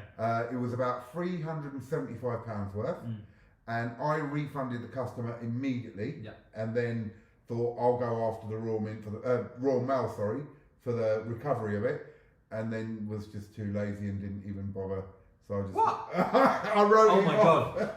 I just wrote it off. I think I just need to leave now. That incenses my every fibre of my being. I just left it, bro. No. Because I know then they want all details of every bit that was in there, how much you bought it for, and then did you know they'll only refund you what you bought it for, not the actual what you sold it for. So that the difference is that if you're a business rather than if you're a private person. So if because you're a business selling it, they'll only reimburse you what it costs to replace it, basically, or what you paid for it. Yeah. But if you are a private individual, theoretically you can get the full. All right. Okay. Thing. But again, it's like, do you trust insurance companies? They're just going to turn around and say, no, you sold it, so you must be a trader or something. And it can take up to 3 months to get that money. Even longer. I mean, I get the odd time when I've sent a special delivery out, it's a day late, and the customer comes back to me and goes, can I have my postage refund because it was a day late? Right. So I'll refund them the postage costs, and then I put a claim in with Royal Mail for the postage refund. Do you?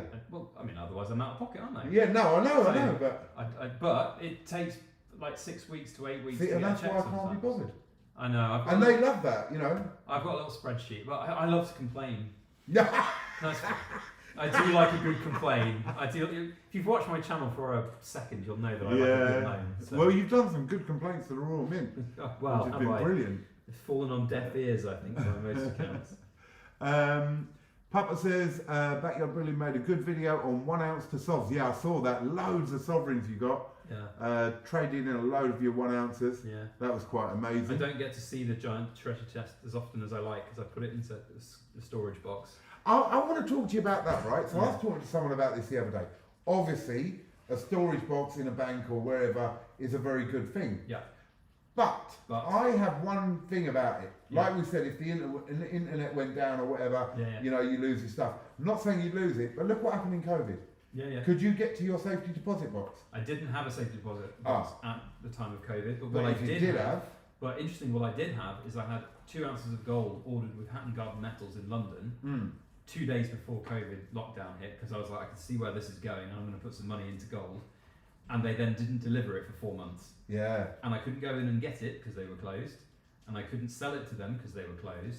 Yeah. So that money was just locked up, and nothing could be done about it. And if I needed that money, I'd have been a bit in trouble. And this is what I say about a safety deposit box. Yeah. Look, in general, absolutely brilliant. I'm not cussing it in that way. It's very safe and secure. You know your stuff is good. You can go there at certain times and you can grab your stuff and all that sort of stuff. But if there was a peak time situation, like COVID or like a war, and they close down, and you need that money, you ain't getting it. Yeah, you're not wrong. Which is why I don't like them. Yeah. Well, I said recently, it was a couple of years ago, I changed safety deposit box company. So it was with a bank. Right. Metro Bank, I'll be honest with it. It's not a problem. It's not there anymore, so you can't go and right, everyone go and raid every Metro Bank you know. No, I'm joking. But then there was a bit of a wobble with Metro Bank. They had a major issue. I can't remember exactly what it was. There was a massive drop in their share price, and it looked like at one point they were going to have lots of debts called in and potentially go belly up.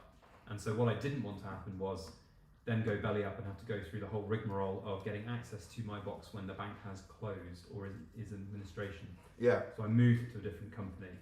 And that was, I think, important from that perspective to like not have it inaccessible. Yeah. But you're right. If shit hit the fan, it would be a pain in the arse to get it. Yeah.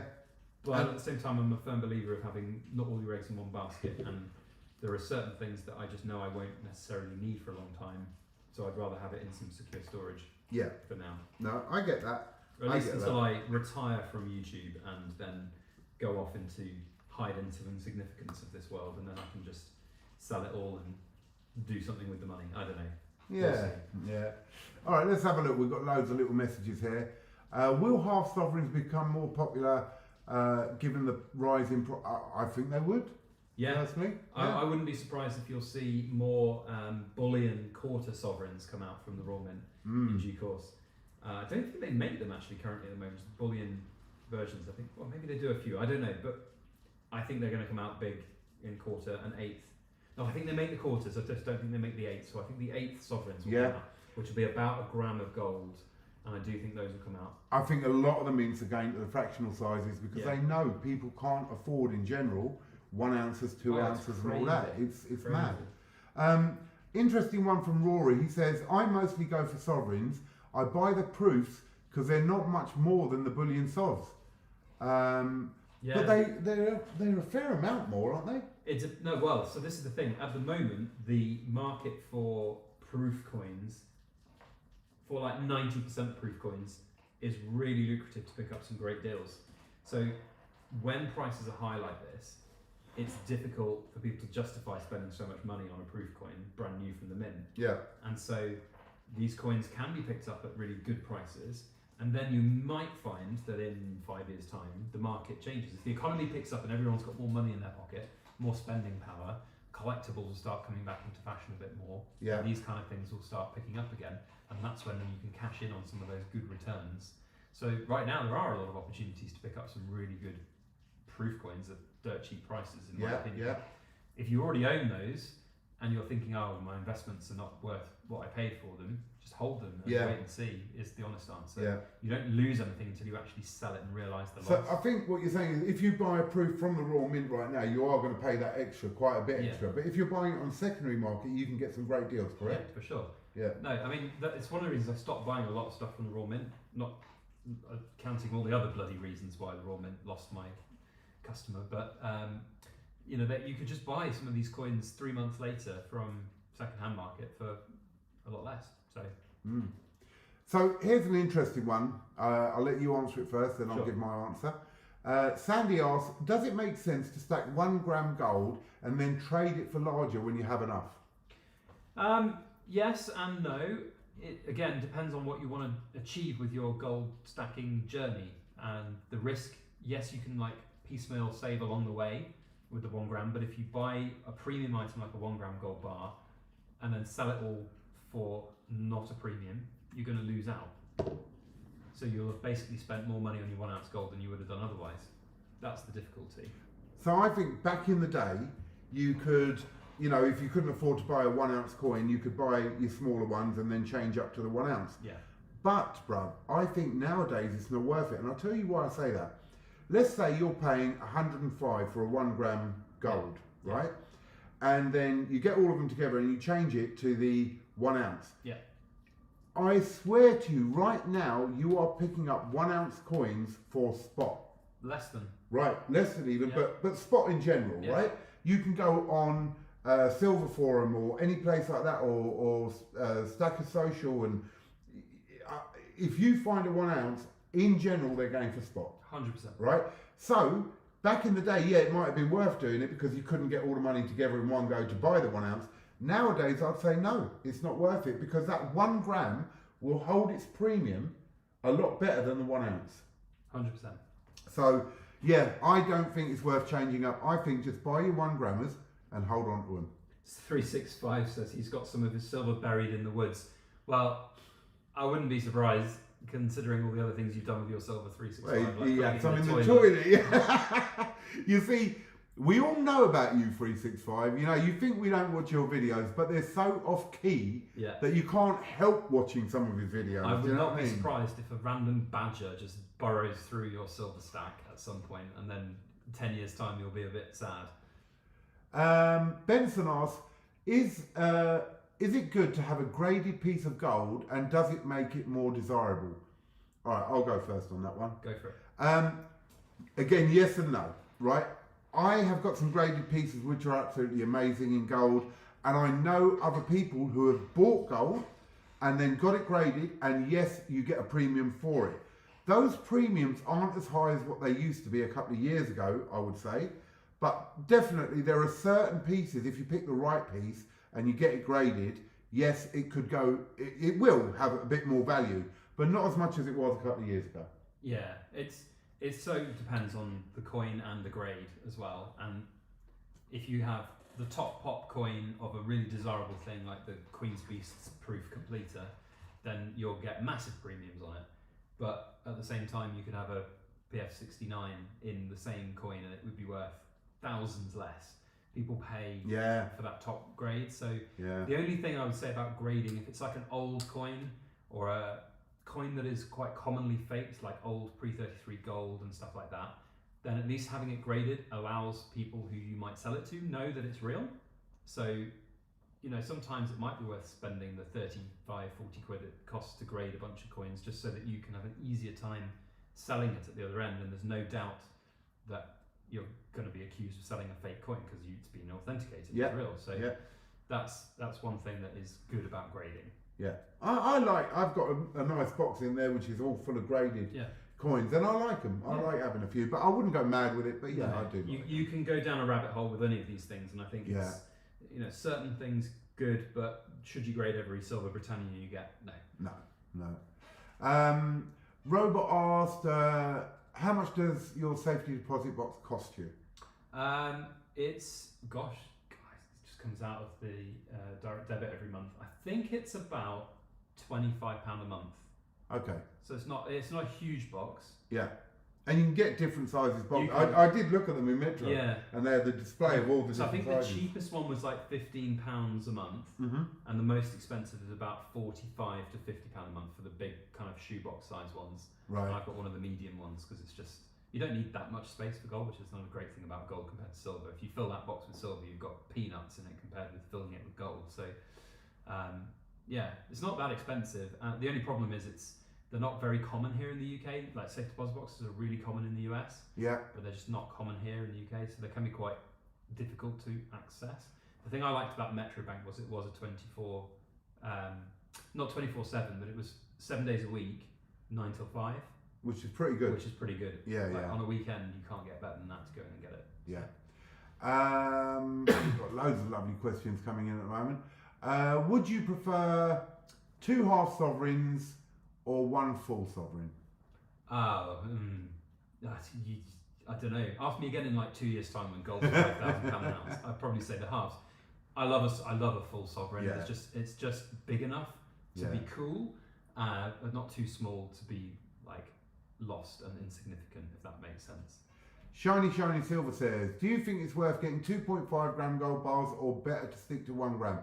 I personally know the prices that I've been selling gold for, and you will get slightly cheaper on the gram if you're buying the 2.5 compared to the 1. So you might pick up 2 1 gram, this is just a rough estimation of prices, 2 1 gram bars, 2 1 gram bars at £100 a gram.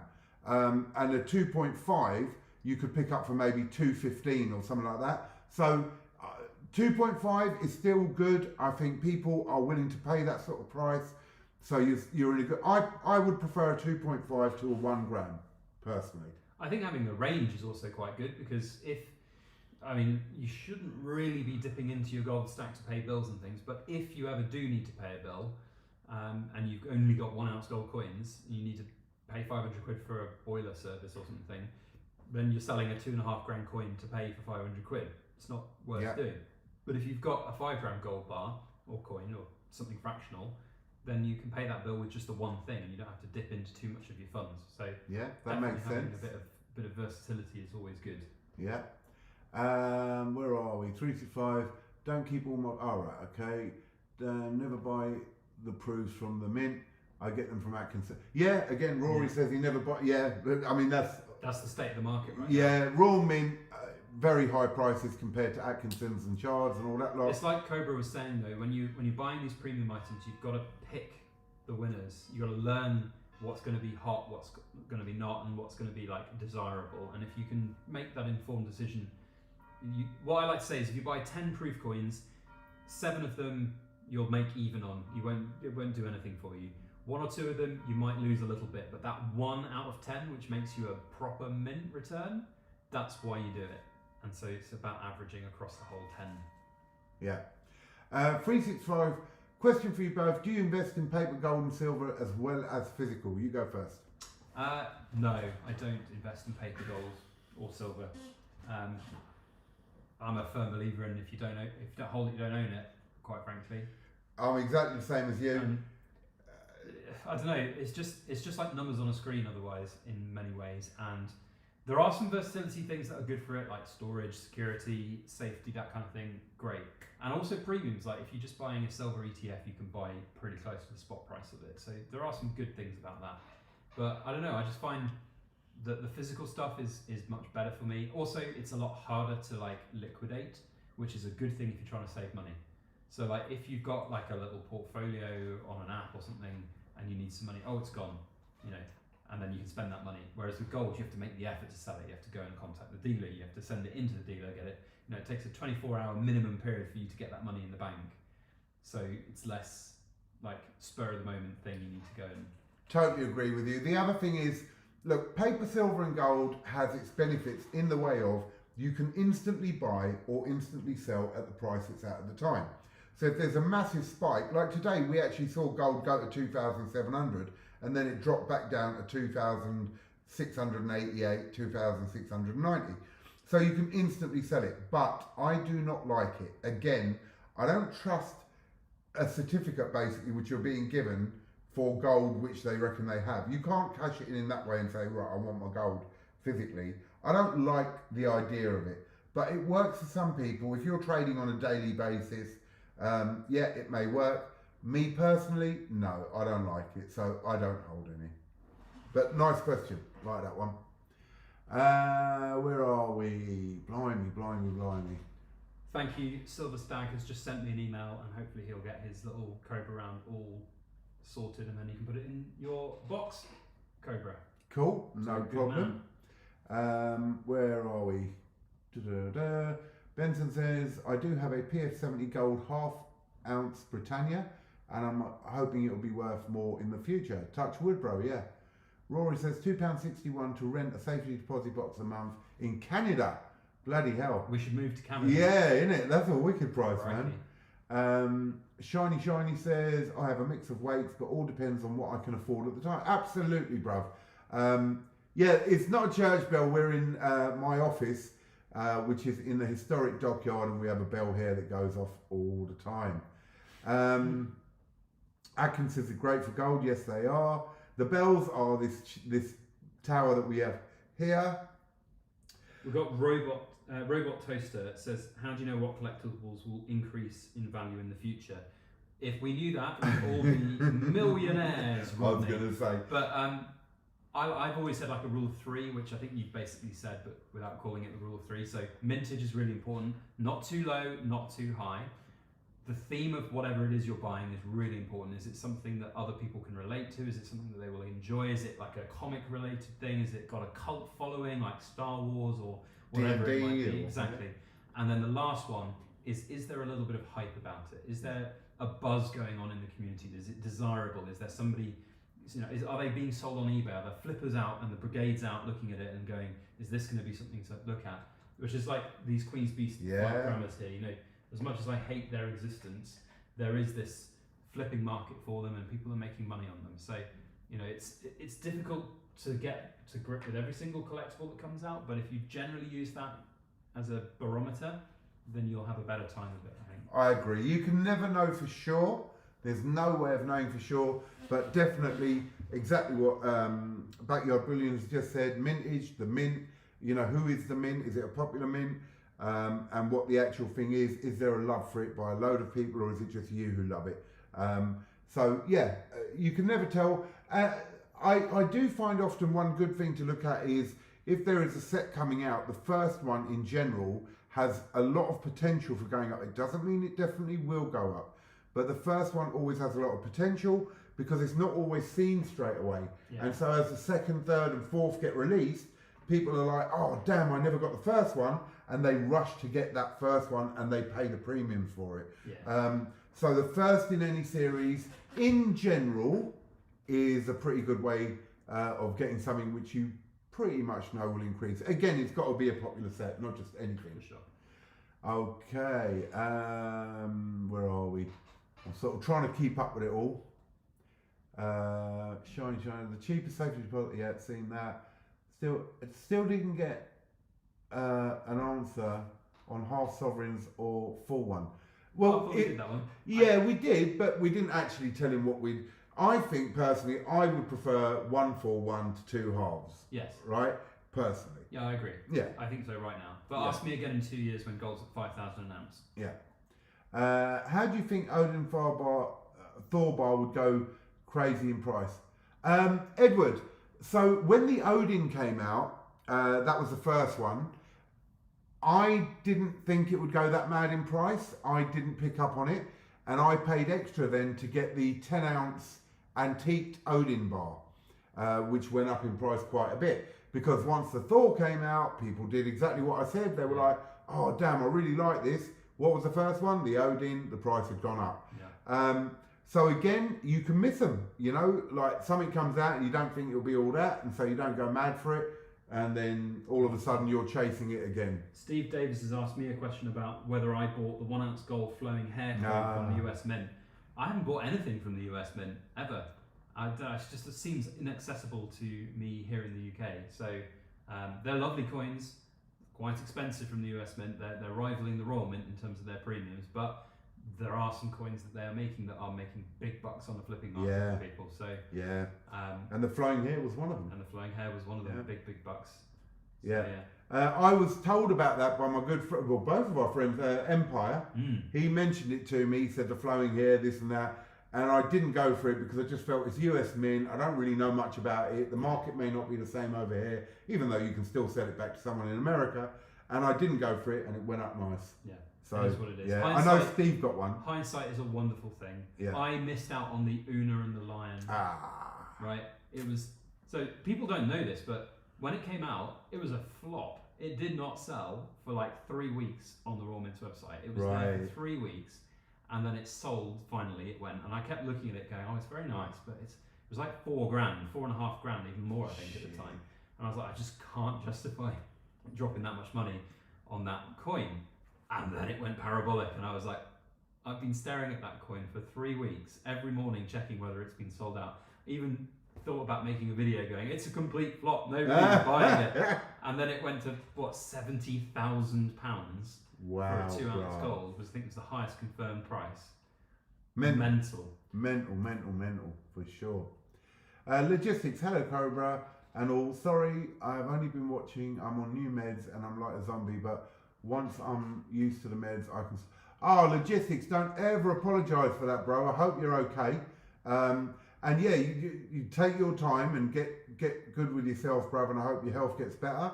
And so, it's not about buying, it's even just about jumping in and chatting. Exactly. And I just want to talk about the mental health side of things for a moment, because as I said earlier in the stream, the whole silver journey changed my life and mental health stuff. And that was one thing I got when I met people in Berlin as well, that there were a lot of people who just enjoyed being part of that community. Yeah. And that, like you said, just joining in and chatting and saying hello to someone. It's that human connection which makes people, like, it's so special. And that goes for a channel with 10 subscribers that you've just started. I get 5 views a video, whatever. Yeah. You've made 5 people happy that day. Yeah. Hopefully. If it's not a horrible video. Yeah.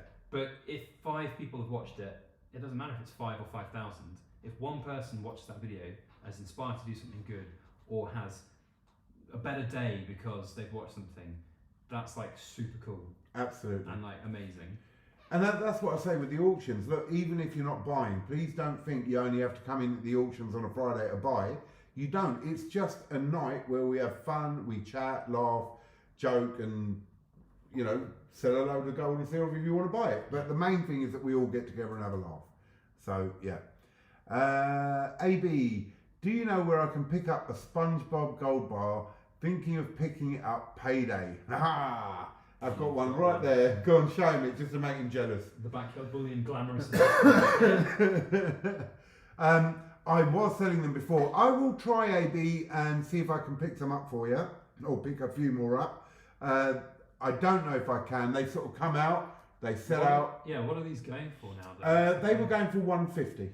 Oh, it's not like break the bank, stupid, crazy. No, but it is higher. High. Yeah, it is higher than your normal. But yeah, 150 they were straight off the bat. I mean, they're pretty cool, aren't they? Yeah. I'm surprised no one did this sooner, because like SpongeBob is basically a gold bar. Yeah. So it's pretty cool. And Yeah, I think they had a set mintage on them, so yeah, a bit harder. Well, let's do another little auction. Just as I say, we're having a fun auction today. It's nothing major. We're not really selling. It's just a bit of a laugh. So we're going to put up the Mickey, Donald, and Goofy coin round. Sorry, 1 ounce of silver, and we're going to have a bit of fun. Anyone can bid. You don't have to be a member of my auction. And we will just get the payment into the Cobra Stacker Limited account there. No, pay me. No, pay Cobra. And you send me an email with your address and I'll send it out. So we're going to start this at 365. I do, but there's a fee on it, and I've seen this with a couple of my guys who like to pay with that. So you've got to add about 4% onto the cost to cover the fee, otherwise I actually lose. So we'll start at £1. As I say, it's a fun one. Anyone can join in. You do not have to be a member of my auction. If anyone can join in, I'm putting £5 in. Go for it. Oh no, someone got me first with 5. You have to go 6 then, bro. So, well, we're at 7 with Rory. Cool. Right? Cool. The Walking Dead are here. That's that. Don't worry about it. Someone doesn't know I'm live and they've just... So what is this? Mickey, Goofy, and... It is a very, very cool piece. Yeah, it's nice. It is nice. It's actually a coin, not a round. Is it a coin? It's got the crested Newey on the back. Oh, it is a coin then. Has it got an amount? What do you call it, figure? $2. Oh yeah, it's a coin. I thought it was a round. There you go. Thank you, brother. I'm one forever getting shouted at by people saying coins. Oh yeah, I always rounds get it coins. wrong. I always get it wrong. So where are we at, bruv? I'm typing in stuff at the moment. We are at Robot Toaster with 16, which is like half a spot price. So I mean, Come on, that's people. obviously got to get higher than that. Yeah, I don't mind it going cheap, but you know. And no, Rory, there's no 14.99s, bruv. Round figure £1. Look, now he's gone 16.99. We'll round him up to 17. Yeah. Come on, people. Robots at 17. 20 at Shiny. CY Sterling's in the house at 20. Steve Davis, 21. Oh, this is what Steve Davis does. Look, 21, 22, 23, 24. He's such a git. 25 to Rory. We're still under spot. It's a lovely little coin, this one. Mickey, Goofy, and Donald Duck. And these are the sort of coins, I've got an 8-year-old daughter, and I give her these cartoony coins and all that, and she's building up a stack, and I explain it all to her. Nice. She's only 8, but it just gets them started, doesn't it? For sure. 32 to Bo. Bit more than that I need. Bit more than that. We haven't even broken what I paid for it. No. Do you know what I mean? So 33, Sign we're of at the times. 34 I mean, to Bo. Even just with the spot price increase, this will be in profit in like Yeah. 3 months' time. Yeah, it's mad. It's crazy. We're at Bo with 34 at the moment. And what I will say is, like, these kind of coins are actually really good to buy right now, when silver is high. I always think semi-premium coins like this are a really good buy because they're just something that will hold that premium. Like, Yeah. Again, you have to put a little bit of work in if you're going to sell it. If you can take it to a dealer, then yeah, you're going to be in trouble. But you shouldn't be doing that anyway. 35 to Steve Davis. So 36 to Bo. yeah, they're really nice coins, and it's nice to have some variety. And I'm not just saying that because we're running the auction here. You guys. And this is for fun anyway. This you is guys not. know me. Yeah. So, Well, the battery's run out on that timer unless we've got the wire down there. So. no. Oh no, it okay. just went off. But Go on then. We'll start it. with this timer. Here we go. And this is a lot cheaper than what I sell these for. But as I say, it's a fun auction today. And we're on Bo at 36. The timer goes for 30 seconds. If no one else bids, he gets it at 36, which is extra cheap. Extra cheap. A bargain. Oh yeah. And we have 10 seconds left on the clock. Bo at 36. And we are going once to Bo for £36. No! Whoa, Robot got a Toaster! sniper in the chat. Let's put the old snipe video up. Are you ready? There we go. Sniped. He has been sniped. 37. Oh, we restart the clock, bro. Oh, okay. Yeah. So if we get my sniped. glamorous assistant job. Yeah. Stop. Reset. There we go. And start. So we are on 38 to Bo at the moment. 38 to Bo. Bo has it at 38. I will do my glamorous assistant team Oh, job. thank you, brother. There you go. It is very cool. I do like these, and I remember the big group orders we used to do. Gosh, nearly 8 years ago now, and there were so many of the Disney coins that came through. Yeah, yeah. And they were just so popular every time. Have you seen the Gothic crown bar? Yes, I have. Yeah. Yes, I have. And we are going once to Bow for £38, going twice to Bow for £38, third and final time to Bow for £38, sold to Bow for £38. Well done, brother. Thank you very much. I'm quite good at this glamorous assisting job. You'll have to come down every Friday, bro. Fantastic. I'm sure Mrs. Backyard Bullion will be Oh, fantastically thrilled. happy with me not doing childcare duties on a Friday night. Now look, we said earlier that we test our metals with Sigmas, right? Yes. And that we're sponsored by Sigma and all that lot. Yes. You've brought your Sigma with you, haven't you? I have, yes. Shall we have a little Go competition? on then, why not? Let's do it. Alright, have you lot seen, I think Coin Noob did it, maybe Stack Collector did it. They've had a competition of how many silver coins you can test on a Sigma in 1 minute, wasn't it? Seconds, yeah, 1 minute. Yeah. Oh, hang on, let me get mine. Now, I will say that it might look like I have an advantage here with the Pro, but we did a test run earlier and it went abysmally badly. He has got an advantage. He has. He's We'll cheating see. already. We'll see. Right. Moving on. So I have got the investor here, Yeah. and I find the investor to be perfect for what I need because I buy a lot of 1 ounces and then my gold pieces as well. And you've got. I got the Pro. Yeah. I've also got the Investor, but I picked up the Pro. You said to bring down the Sigma, and I thought, okay, I'll just bring down the Sigma. Okay, so you got the Right. Pro. Why did you get the Pro? Because it also does big boy bars, and with the intermediary thing I do in the Backyard Bullion Club, if I What you mean? You like chopping up nice Geiger 1 kilo, 5 kilo. 5 kilo 5 bars? kilo burgers, yeah. Yeah. Do you want to know a super secret? I haven't managed to chop the rest of it up yet. It takes so much effort to chop up. I'm like chipping little fragments off of it when I need it. I just Oh, haven't got the energy wicked. to do it. All right. So what yeah. we're going to do? How many coins have you got there? I've got 25 there with some in reserve, but All based right. on what happened earlier, I think maybe if I give the reserve to you, because What are you saying, bro? I'm You think I'll go shit. faster? All right, we'll see. 100% you're All right, winning. I've got 25 here. Okay. You have to do it so that the actual reading comes in Yeah. the green or the yellow, Yeah, right? yeah. You can't just flip it off No. quickly, right? Agreed. All right, hang All on, right. let me just Wait, check we've that got way time. on silver. Silver pure, yeah, I'm good. Right. Right. We need a timer. Where's my clock? I don't know, you had it. What It's are we like, doing it's for? like we've never done this before. Where did it go? It's He can't have just disappeared like that, man. What the hell? what? Bro, have you stolen my clock? Yeah, I welcomed you into the den. it's a there. Oh, yeah. Right next to you, I will add. Oops. Right. Right, let's put this okay. here.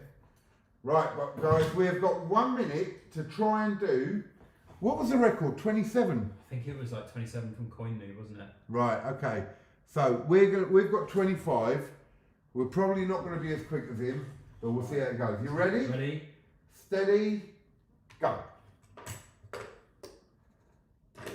Come on, green. Oh, mine takes ages compared to yours. You're a proper cheat. Yep, Got green. system going now. System, it's working. He's cheating, guys. My first attempt was not good. 18 seconds gone.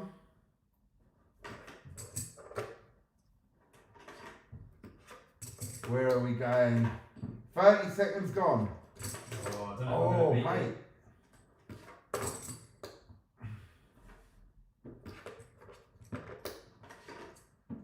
Look at this.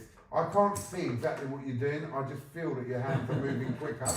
So I'm like, I don't know. It's the same with me. I'm hearing you clink all these words. And I'm thinking, oh man. I'm not convinced that I'm going to win this, but I'm down to my last 10. Oh, I'm down to my last 5. So Oh, this is winning. yeah. No, I've done it wrong. Yeah, he's done it wrong. Everyone keep an eye. If you see him, oh, we're done. We're done on a minute. All right. We're done on a I minute. did exactly 20. Okay, I did. I'm counting what I've got left. So, 1, 2, 3, 4, 5. 1, 2, 3, 4, 5. Damn. Final score? I got 17. Ah. Well, we're a long way off, aren't we? Crikey. Nowhere near the record, but that was a bit of fun. But I do love them machines, and they're in Well, front the of thing you. is, we did it live. Yeah, Who knows how many takes they have? that's true. Yeah, that's what we're going with. Let's see what they made it. Buy as much as you can. World's gone to shit. Charlie Kirk has just been shot at campers for having a different point of view. Are you joking, nerd? Have you ever watched Charlie Kirk? I can't say I know who Charlie Kirk is. He's a great debater, and he goes to universities and he sort of argues with the liberals and the lefties and all that lot. But real good, and he's apparently been shot. Anyway, entry fee for this competition, £900. Just seen that. I've got to look at that, nerd. Quite gutted about that. 28 with Coin Noob in 1 minute. Wow. No, don't say he's dead. Jesus. Backyard Bullion made me want the Gothic crown. 5 ounce stunning coin. Yeah, Jerry, it is a stunning coin for sure. Yeah. How long? Don't know. Shot in the neck, but not. Oh my God, 365. Yeah, it's all over. I'm absolutely gutted. I watch him all the time. I have a lot of time for him. I don't agree with everything he says, but I agree with the majority of it. But this is it. You know. It's a crazy world, isn't it? I mean, Yeah. it's a scary world. Like, it wasn't like this 5 years ago, was it? It wasn't like this. No. There's a lot more going on. The wars that are breaking out in different places. You've got the BRICS nations and what they're trying to do, because they really want to de-dollarize America. They don't want the dollar to be the main currency of the world, let's say.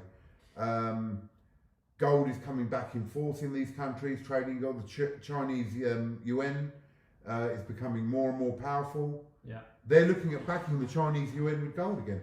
Yeah. Because it will make it the main currency. Crazy times. Yeah. So a lot going on. No, Sandy, it weren't anyway like that, but I didn't want to go into a real sort of big debate about Charlie Kirk and all that. Like, I'm quite gutted. I want to look into it later. Yeah. But I didn't want to really discuss it too much in air. So that's why I went anyway. But yeah, Sandy just laughed where I went, oh, he's been shot. That's terrible. Anyway, let's get on with the show. It weren't like that, but I know what you mean. So yeah. Don't blame the tools. No, I can't blame the tools. No. But I do think I had the advantage. you with the definitely Pro. had the advantage with the Pro. Definitely. You don't have to press nothing down. No, You just I know. slide. You know But what I I mean? still didn't get anywhere close to Coin Noob. No, I know. I'm going to have to redo that a Yeah. few times, get a bit of practice I and think see. so. I'll have to watch his video on that one. Well done, Coin Noob. Yeah, so that's where we are. Yeah. That's crazy where we times. are. Now, Crazy I will just give one last little plug to our poured silver bits. If anyone would like to pick up any of the Cobra rounds that we've got. Should we do another auction? Like, well, I was going to say, I've got one ready to go here, which is a really nice one, number 3 of 10, and we can get that one going. Let me just double check what we've got it. Let's apply it now. All right, so this is number 3. This is the Cobra. How much does this one weigh, brother? This one is 3.38 ounces of, no, 3.36 ounces of silver. And what do you have it posted up for? What price? We're not going to start at that price, but no, that's the sort of the top price by it now. So, just trying to find it on the website. We've got it up for 156. So 156 is the top number. If somebody wants it straight off the bat right now, 156.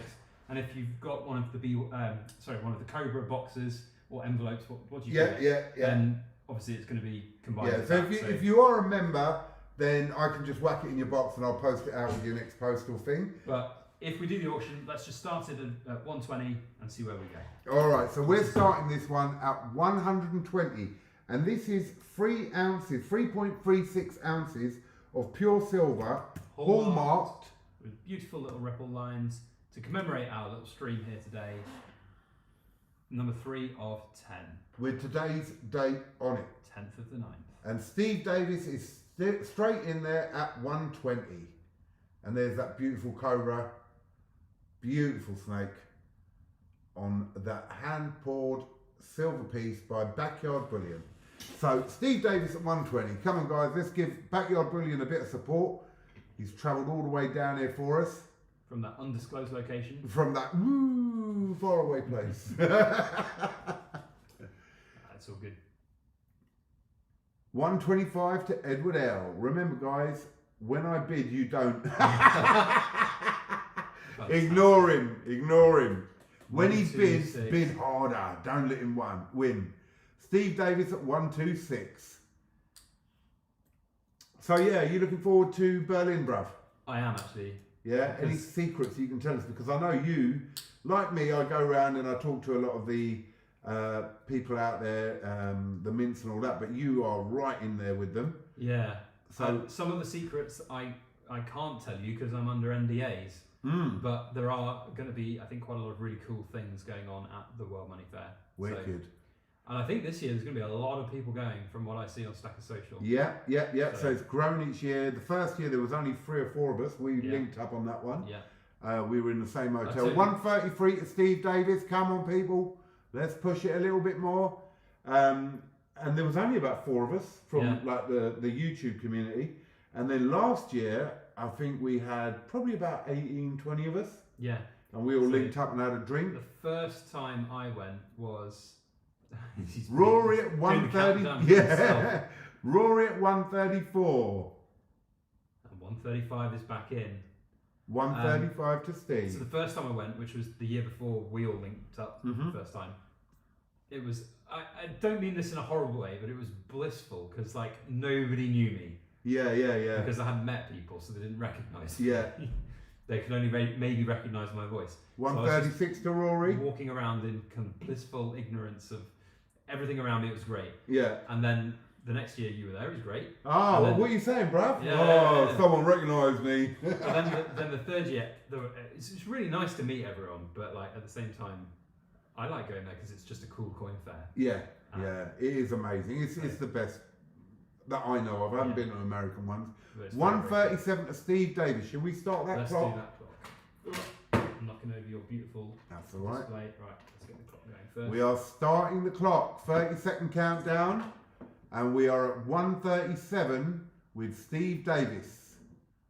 This is the Cobra round dated today. And don't forget, you can get these also directly from Backyard Bullion's website. They are up there. It's 3.36 ounces. 3.36 ounces of pure silver, hallmarked. Come on, guys. We are going once to Steve Davis for 137. Twice to Steve Davis for 137. Third and final time to Steve Davis for 130. No, we have sound money. Restart on the clock, bro. Let's do another little sniper video. There we go. We are at 138 to sound money. Restart on the clock. 138. Let's get it a bit higher if we can, guys. Bit higher if we can. 138 to sound money. 3.36 ounces. Steve Davis found money. Where'd you come from? And 5 seconds left on the clock. Come on, Steve. Don't let him take it. Steve just wants that sniper. We are going. First time to sound money for 138. Going twice to sound money. No, we have another snipe. Oh, Barry Wiggins, it's a brand new one. bidder as well. Okay, you guys are just having a bit of fun. New bidder. Got him. And another snipe. 139 to Barry Wiggins. Have you restarted the clock? I haven't. I'm a really useless terrible assistant. Look, Steve Davis. Barry! So 139 to Barry. 139 to Barry. Oh, I haven't started the clock. I'm useless. Bro, what are you doing, button. man? There we go. Come on, 139. Someone take me to 140. At least give me 140. 365 says I was meant to be going. LOL.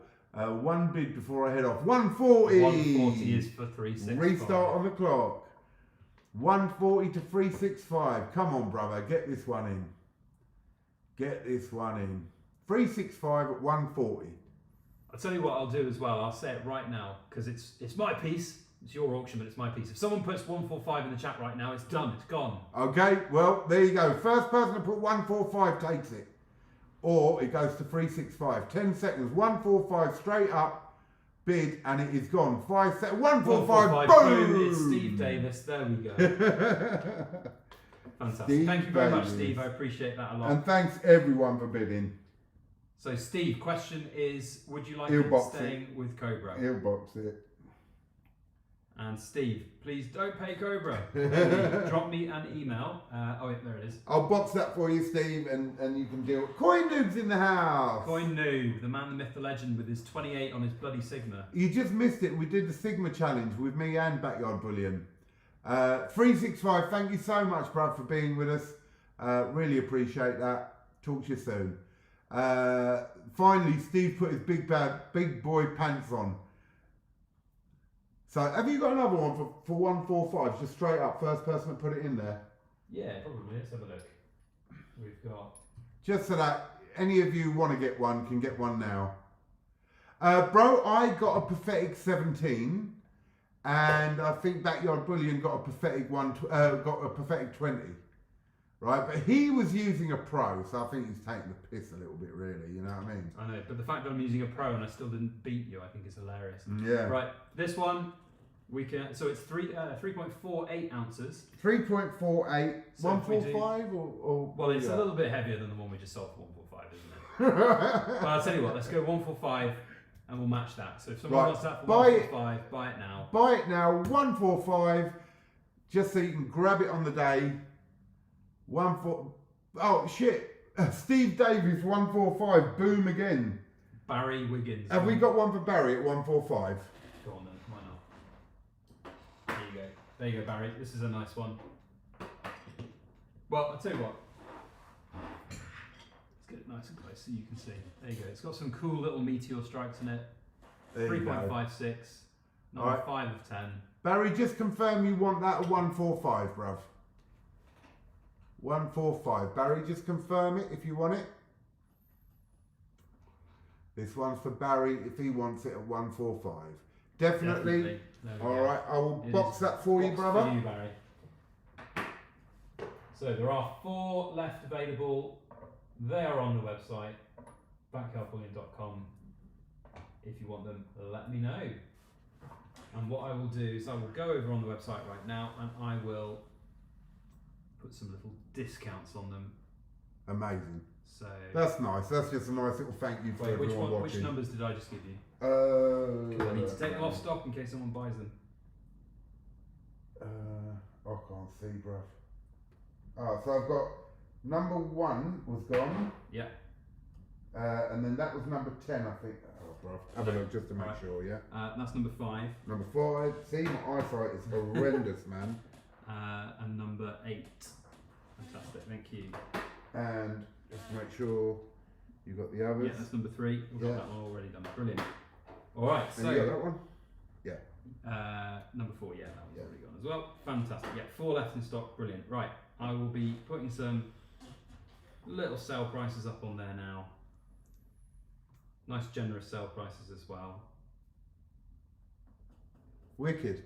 So if you guys want those ones before the end of the stream, then those prices will be there with the discounts. So go over to the website, backyardbullion.com. Cool. So, what else, bruv? Well, what else for you? What plans have you got for this beautiful Cobra's Den? Well, you're meant to be retiring soon, aren't you? No comment. No comment. I was meant to be retiring from security, but I just can't do it. I love it too much. Barry Wiggins says, can I get your email address, bro? Me, presumably. Yeah, what's your email address? Yes, it's byb@backyardbullion.com. I'm just making sure that my website is all updated and then I'll put it in the chat. 1 second.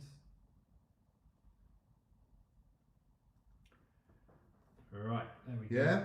And so yeah, I was supposed to be retiring from security at the end of December last year. I didn't do it. I've carried on, and now we're extremely busy with a load of close protection, so I'm still out there working. But as far as the den goes, there are going to be some very major developments in the next few months. All right. Which is going to take it up a level. Really upper level. How can you make this more of an upper level? It's already... I can't say too much yet, but there's a little collaboration going on with someone. Ooh. And Very if that cool. all works out, we're going to really step up a level. Fantastic. It'll be amazing. It'll be amazing. That's going to be exciting. Yeah. Okay. So I can't say more than that at the No, you moment. can't. You've been very elusive. But that's fine. But yeah, it is going to be amazing. So yeah. So what else have we got? Can I get your email? We've got that. Just done that. Thought I was going mad for a minute when I heard bells, and then I realised it's your chuffing clock. Christ, these meds are logistics. That's brilliant. Yes, there is a tower out here in the dockyard, and it goes off every 15 minutes, and then on the hour it does a whole little thing. So there you go. Sandy says, "Oh, retiring from security? Don't do that to me, Backyard Bullion." No. What? I'm not retiring from security. He doesn't do security. I do, Sandy. Right, just so that anyone wants to know, we've got 4 left available, and I've put some discounts on for stream. So this one is 155. It's 3.94 ounces. Nice big chunky one. Really nice. That's up on our website. You can pay directly to me on there through PayPal and credit, debit cards, whatever you want. And if you're a member here, sorry, Cobra will get it posted out to you. Then we have number 7. This one is 151. That's on the website. And then we've got number 6. No, that's number 9. I've already done that one. Number 6, which is 146. And then the last one, number 2 of 10, which is this one, is 165. And that one's 3.94 ounces. So go and check them out. Thank you. There you go. And everybody. if anyone wants to buy one of them straight off the bat, just let us know in the chat now. We'll be on for another 10 or 15 minutes probably. Yeah, sounds good. Yeah, just wrapping things up and chatting about other bits. And those discounts will be up until I get home tonight. And then if they're not sold, I'm going to chop them up and we're going to melt them down when we do the next pour party. Cool. Yeah. Sounds good. Sounds Alright. good. So if you want to save them from the old choppers. Sandy thought that you meant you were retiring. Oh, me or him were retiring from the auction. I don't know. But no, we were literally talking about, so my main business, shall we say, is security. Oh, one thing I've completely forgotten. Bo, yeah, I mean, are you going to box that one, Bo? If you're boxing it, just send it to my account, £38. And shiny silver, let's get that one sorted. Do you want to box it, brother, and then maybe add to it and send it out? Or would you like me to send it out? Where it's one coin, I will do it if you want to, by, what they call it, tracked, normal tracked, which is about £3-4. And if you want it boxed, then we'll just let it add up and then we'll send it all together. So you save on postage, whatever you like. So let me know. I've I've got forgotten you. this one thing here. This is a special little cobra that was a mispour. Didn't have enough silver in it. Okay. It got all the snake, which was kind of cool. Oh, it literally only got the snake, Only innit? got the snake, which is pretty cool. And then because the back was all horrible, I just hammered it and made that on the back. And I thought we'd give it away. Oh, wow. So if That's pretty cool. Should we do the giveaway? Yeah, why not? That's amazing. Can I be in the giveaway? Of course you can. How are we going to give it away then? We'll do the number thing. Yeah, but I know the number I'm writing down. But I'll write it down. All right then. I want to be in this giveaway. Okay. No, I won't be in the No? giveaway. No. Okay, okay. But you write the number down. All right. So just write a number there, rip it off and thingy. I'm not going to look, just for the fun of it.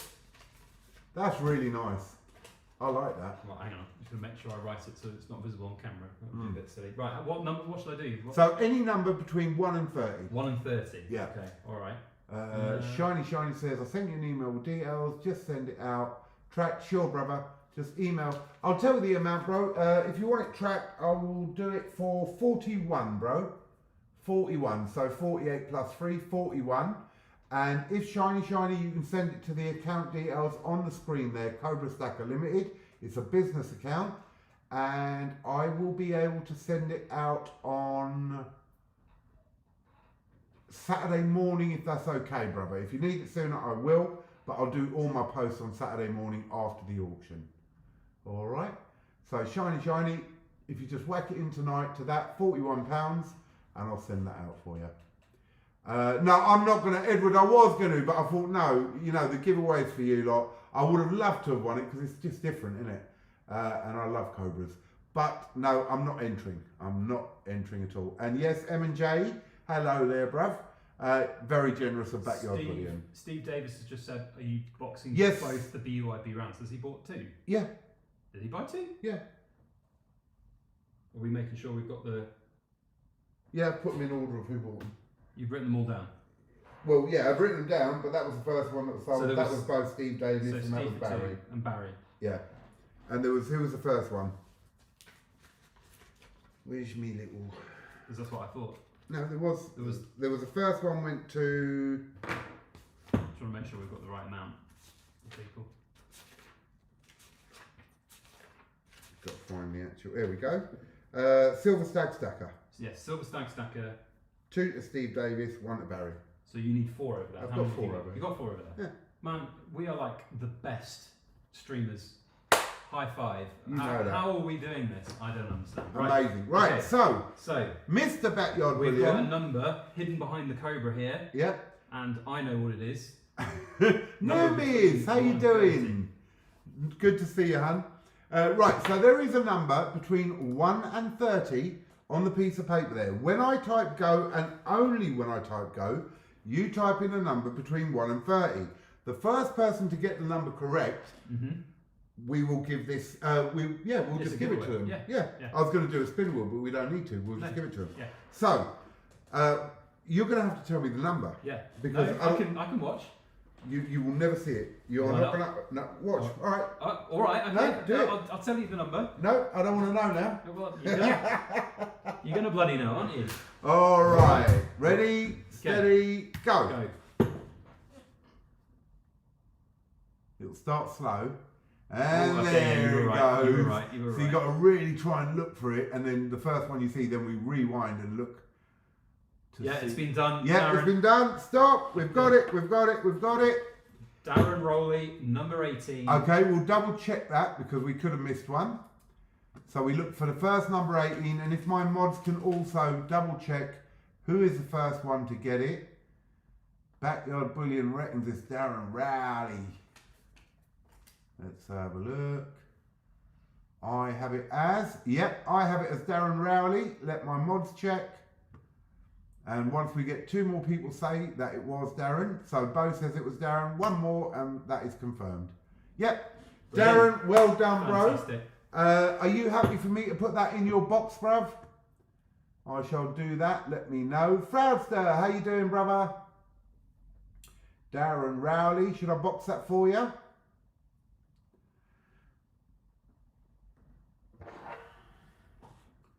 And well done. That's a really nice piece. I like that. Pretty cool, isn't it? Yes, I shall box that for Fantastic. Darren. That's Thank lovely. you very much. I like that. Well done, bruv. There's my pen gone. Darren Rowley. Well done. Nice. Rowley. Giveaway. Cool. Well, as I say, I've got a little secret something going on that will make things a lot different, a lot bigger for us here in the den. What about you, bruv? Oh, I don't know. It's the same old, I think, in my life. No, we've got some cool things planned. We've got a 10-year anniversary coming up next year, which is pretty crazy. So that's going to be... we've got some plans to do some pretty cool things with some of our sponsors, and some nice things from my side to like say thank you to all the people who've been following and buying some of our stuff for 10 years. So there's some things in the work from that perspective. But I'm really excited about like what's happening with gold and silver. So I guess just continuing making the content. I'm still passionate about it, still enjoying making content and stuff. So yeah, just Brilliant. more of the same. 100,000 subs would be amazing next year. Yeah. I said to you that a couple of months ago when we hit 75, that if it hits the same rate as we're going right now, it will hit 100k in the same month as the 10-year anniversary. That would be wicked. And that would be pretty cool. That will be wicked. I wouldn't even be bothered if like it didn't happen, but if it did, it would be amazing. It would be like magic, wouldn't it? It would be serendipitous. So we'll have to do a massive live around that time Yeah. as well. I know you'll have so much going on with the other mints and all that sort of stuff to celebrate, but I'd love to do a live around that time as well. Mate, well, I mean, listen, we could wax lyrical for hours and hours anytime. So as I said, we're hopefully going to find some time to do a live silver pouring before Christmas. Yeah. And we can chill out and either we do it on one of your auction nights or Yeah. whatever, just have another chill. I mean, guys in the chat, I hope you've enjoyed us just rambling at the camera for 2 hours straight. That's basically what we do best. So who is it? Someone's just asked how much those Cobra rounds are. right, so roughly. There's a few different price points, but generally it's between about 146 and 165 is the most expensive. So they're on our website right now. Should we do the 146 as a buy it now quickly? Sure. Give them a last chance. There's a couple of new ones that just popped in. That would be number 6. So not that one. Not that one. This one.